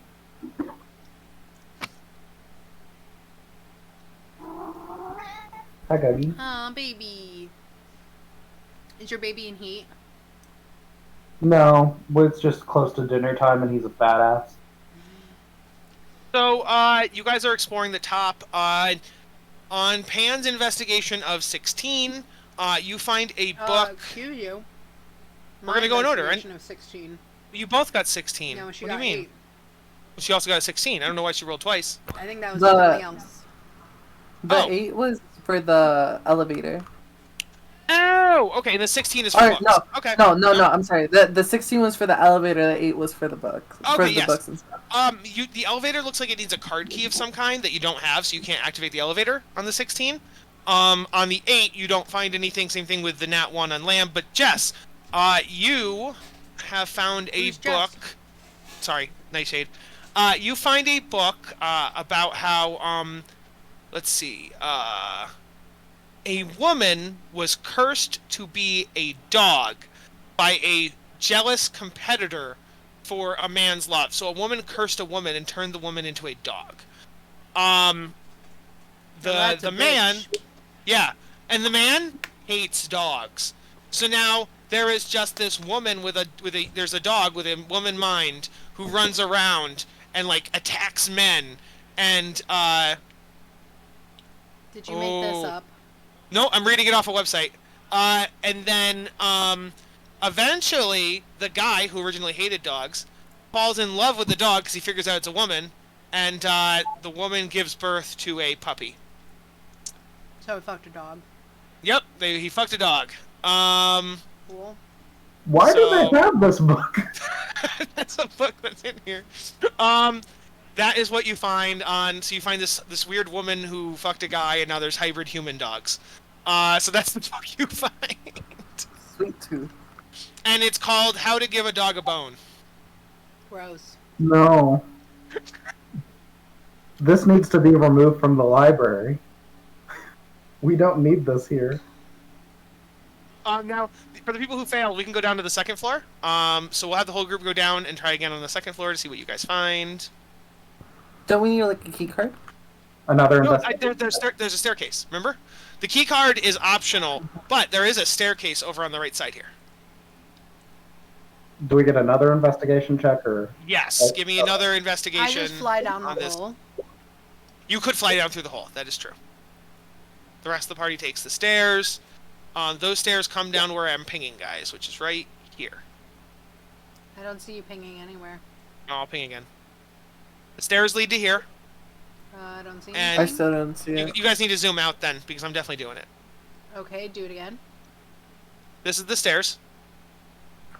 I And found if it. you fly through the hole, you come down here. I'm still not seeing any pinging. Are you zoomed out even more? You have to scroll Yes. down because it's on a Scroll different down. part of the map. It's a whole other floor of the map. Oh, it's okay. I gotcha. Yes. So we're Yeah. now on the second basement floor. You see a whole table full of books here that people sit and study at sometimes. And then you see a door to the north, a door to the south, and you see another staircase going to the third basement floor. So yes, another series of investigation checks looking for more folk tales and fairy tale books. I got a 17. 17. Not so good this time. Lamb, you got a 14 and an 11. They are probably all good enough. So let's see. The next one is a wicked elf and his ugly daughters ensnare a great chief and his clan by baiting them into their lair. And then once they're in there, they cast a sleep enchantment upon them. And the great chief is also captured. And then a rival clan comes along and saves that clan from the wicked elf and his. I don't know why it says ugly daughters. I don't know why that part's in there, but the elf and his ugly daughters, and they save them, and then the two tribes become one tribe, and they become a super tribe, and they took over the whole continent. That is that Sounds one. lit. Yep. There is an elven and dwarven boogeyman. This is on Pans. There's a set of there's an dark elf and a dark dwarf, like a Duragar, who apparently go into people's houses and murder them at random, and they come to you if you've been naughty. So if you've been bad, you will be murdered by the dark elf and the dark dwarf. Okay. And then on... I imagine we're reading them, but like it's like a slumber party sleepover type of dealio where we have like a light in our face, like scarily. 100% that. Yeah, like that. We're all like laying on our bellies with our like feet up in the air, you know. And then Lamb, you find a book about an alien woman who comes from another world after being banished from her world, and so she comes here, and she marries a king, and then because she's cursed, the kingdom suffers, the king suffers, then the king dies, the prince blames his stepmother, the alien woman, and the prince kills the woman, but that causes the prince to be cursed, and the prince turns into an alien. Turns out the prince, it wasn't his stepmother, that was his actual mother. So he killed his actual mother and is now a cursed alien as well. Is that Alien Macbeth? Am I remembering my Shakespeare things correctly? Maybe. Can't say that. It's bad luck. You're not allowed to say Macbeth. And so that's what the books you guys find on the second floor. Lamb is confused. He's like, wait, do they mean planes? What do they mean other planets? Like, oh, well, then you guys look up in the sky. There's a moon, and you see other stars. I think it's general knowledge that there's other worlds, right? Probably. I was just gonna ask, how does the elevator come from? Like medieval, I don't think that's actually necessarily well known that there's like other livable planets. Like we probably know our own like solar system, but as far as like other planets outside of that. But what about the fact that the Gith Zerai, the Gith Yonki, and the Illithid all come from space? I'm pretty sure they live in the astral plane, unless 5th edition changed canon. Maybe. I think they come from the same realm but different planets, but I could be wrong. You could be right. Okay, but back to the point. To answer, 4th edition went. They were from the astral plane, but again, different editions. Great. To answer your question, the elevator would land on top of this table, and then the idea is that you would get the idea that the elevator isn't for human use. It's to bring books between the second and first floor. So it's literally just they load books onto the elevator, bring it up, they unload it, they load books back onto the elevator, they bring it down. It's just a dumblator, not a human elevator. That makes so much sense. So, it's getting late. You guys are getting sleepy. Nax shows you guys to your bedrooms. So we go down one more floor. You guys take the left staircase down to the 3rd floor.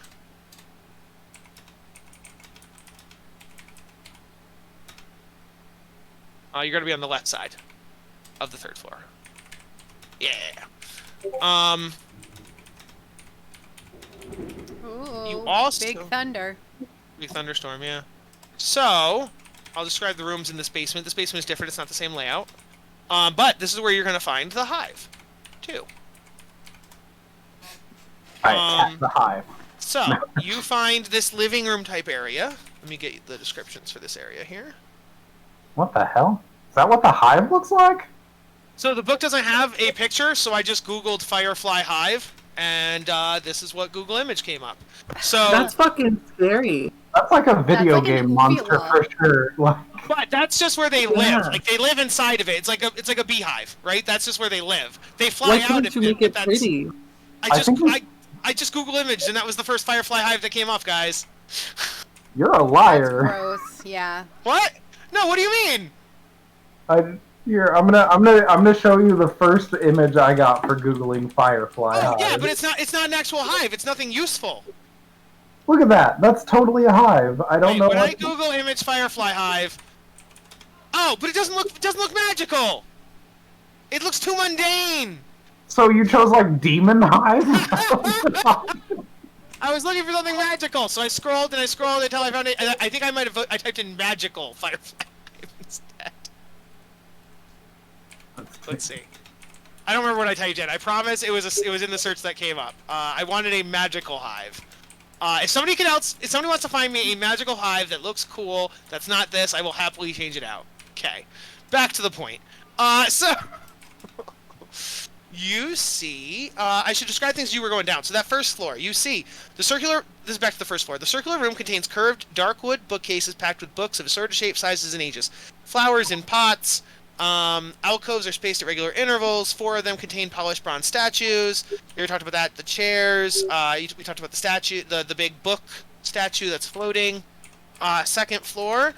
Musty smell of old books hangs in the air here. Concentric rings of bookcases dominate the space, with a heavy granite table occupying the room's center. Then there is the elevator we already talked about. We didn't go in there. We didn't. Oh, wait a second. I might be wrong, actually. 1 second. They actually might have a place that Let me just double check the map here. I might be wrong, guys. Let's see.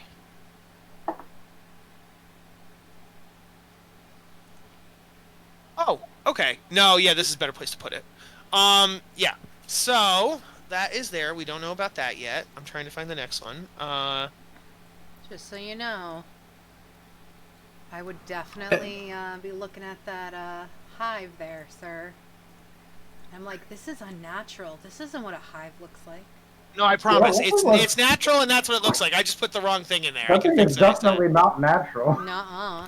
I That's tried the better one. Yeah, the one Gray has is demon much better. faces and a uvula. Here, watch. I'm gonna put the one Gray got. Gray's is better. I'm gonna put it in. Yeah.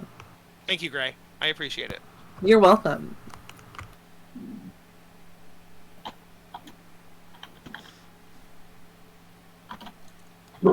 By the way, that's Pixie Hollow from Tinkerbell. Works good enough for me. More. Yes. It just looks nice. Sure. Like it's like fireflies in a tree. Come here, you goober. What? Alrighty, so let's make this bigger. And this is now a room that's off of where you are right now, so let me make it bigger for you. Where? Did you crop it? No. There you go. Oh, okay, for sure. Much Okay, better. so, back to the point. Here is the Firefly room. It has a tree growing in it. They've now lived in the tree. Okay, cool. So, back to the point. So you are in that room, which is room F7. It's a kitchen. You see that there's a skillet, there is smell of bacon in the air, and you see a door to the right. Oh, and then also there's a door on the north side, right here, that leads to the Firefly hive. So, we then go through the door. I'm just going to unveil most of this, at least the places that are open to you. So you are told that this is one of your rooms. You have multiple rooms because they're smaller. So you can stay in that one. 2 beds positioned on opposite walls. Both beds are made. There's blankets on them. So that you'll stay in that one. And then you'll also stay in one.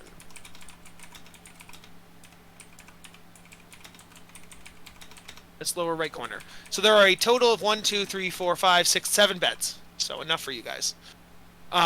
So you guys are going to go to bed. You're going to long rest.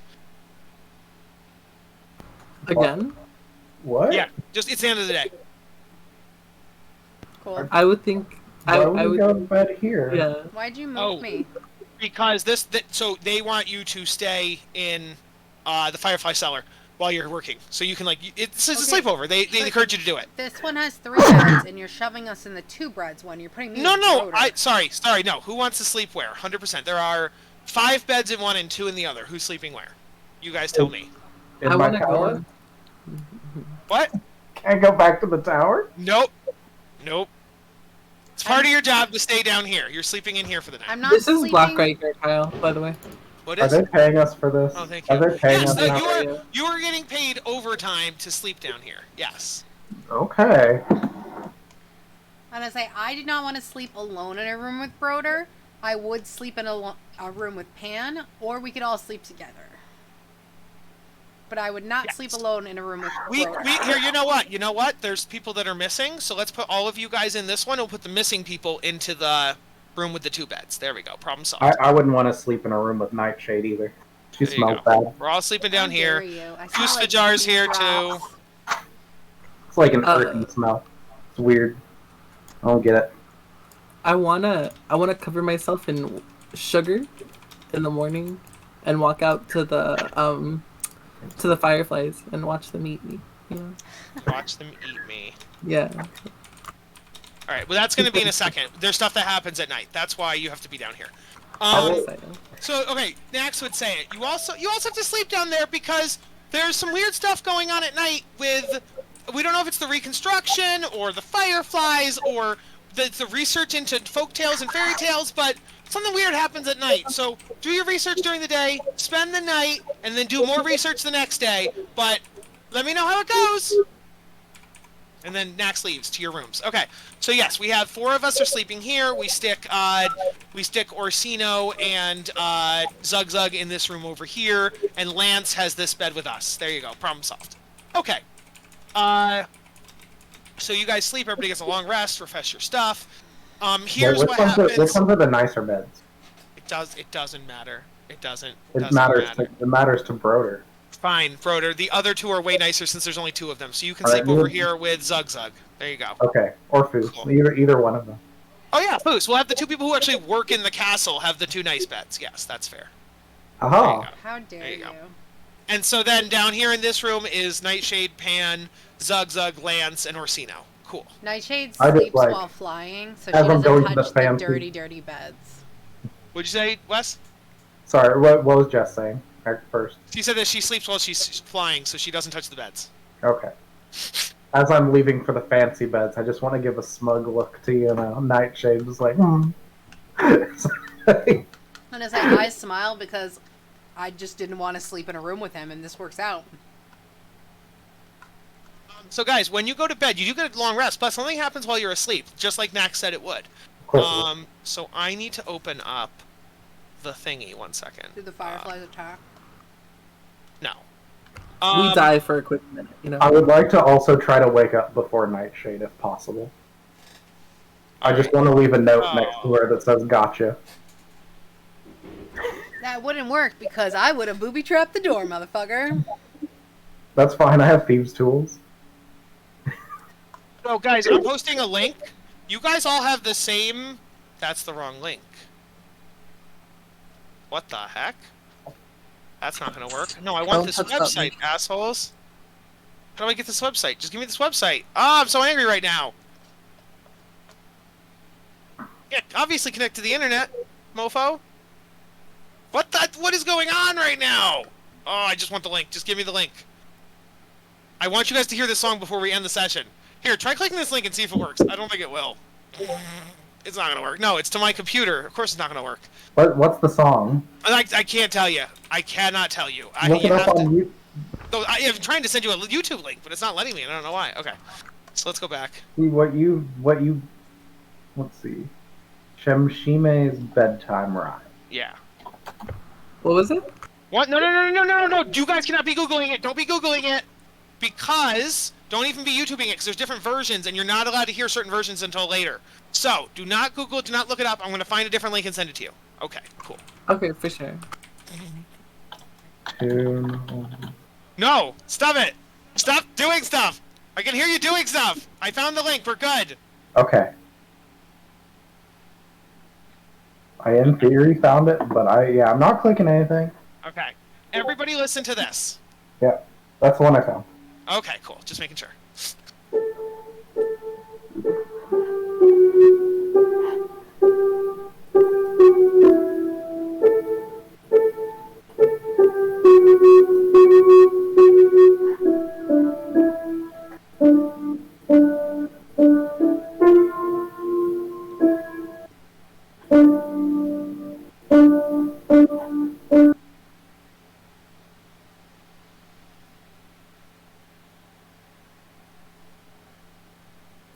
Okay, that was weird.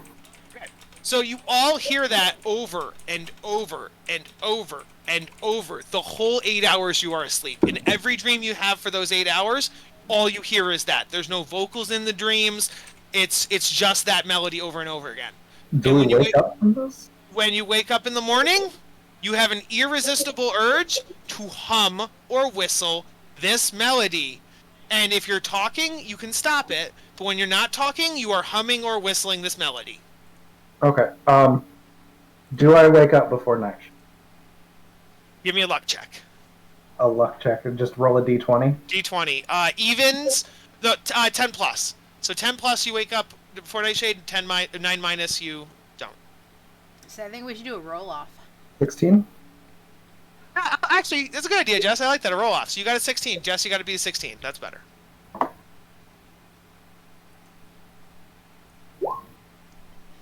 Oh shit.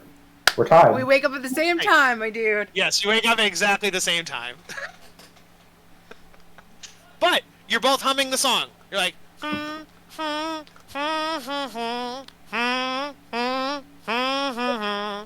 like so that, and you don't know why, and you don't know what the song is, and you don't recognize it, but it's stuck in your head, and you can't stop whistling or humming it. Guys, guess what? This is another one involving insanity. Oh my god. Kyle, please. We just dealt with that. I was gonna say, We didn't even get a day Pan off, makes fam. sense. What'd you say? We didn't even get a day Paddling. off, fam. I know that in Roll20 you can play songs. How do I take a YouTube link and play that in Roll20 so you can all hear it like what people do? You have to download it to your computer, and then you have to, like, upload it to Roll20. How do I download a YouTube video? Give me a second. You need to do something illegal, which is called go to YouTube, mp3.youtube or something, and you just you put in the link for the YouTube video and then download it as a MP3 file. Oh my If it god, gives I you an haven't done error, that you since just I have wanted to, to like, steal anime reload the themes site in, like, try it. the early 2000s and turn them into ringtones. An error occurred. Please try to convert another video by clicking here or try to download it here. Yeah, you just kind of have to reload and try again. Okay. Yeah.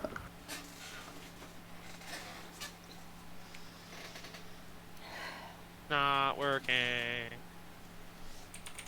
Good job, guys. It's not the best thing. Okay, I do know how I do it for other videos. I've done it for other sites. I don't actually know if it works on YouTube. It should.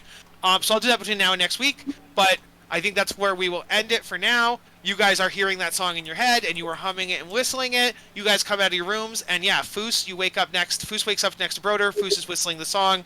Broder's humming the song. And the same thing with Juniper and, Nightshade and Pan. You both are having that song in your head, and you don't know Stop why. confusing me. There you go. I just DM'd you You got it? MP3 of it. Okay, cool. Thank you. So I will put that into Roll20, so that way it'll be on a loop for the whole time we play the rest of this module. Thank you so much. How annoying. I'll make sure to have it muted on my end so I don't get copyright struck. I will say, you guys, I'll just give you a little preview.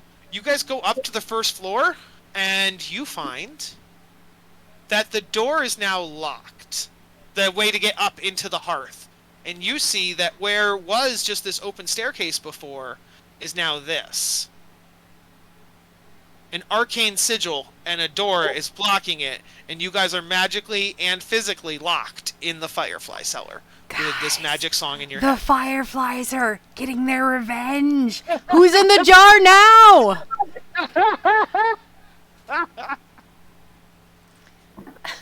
All right. All right, well.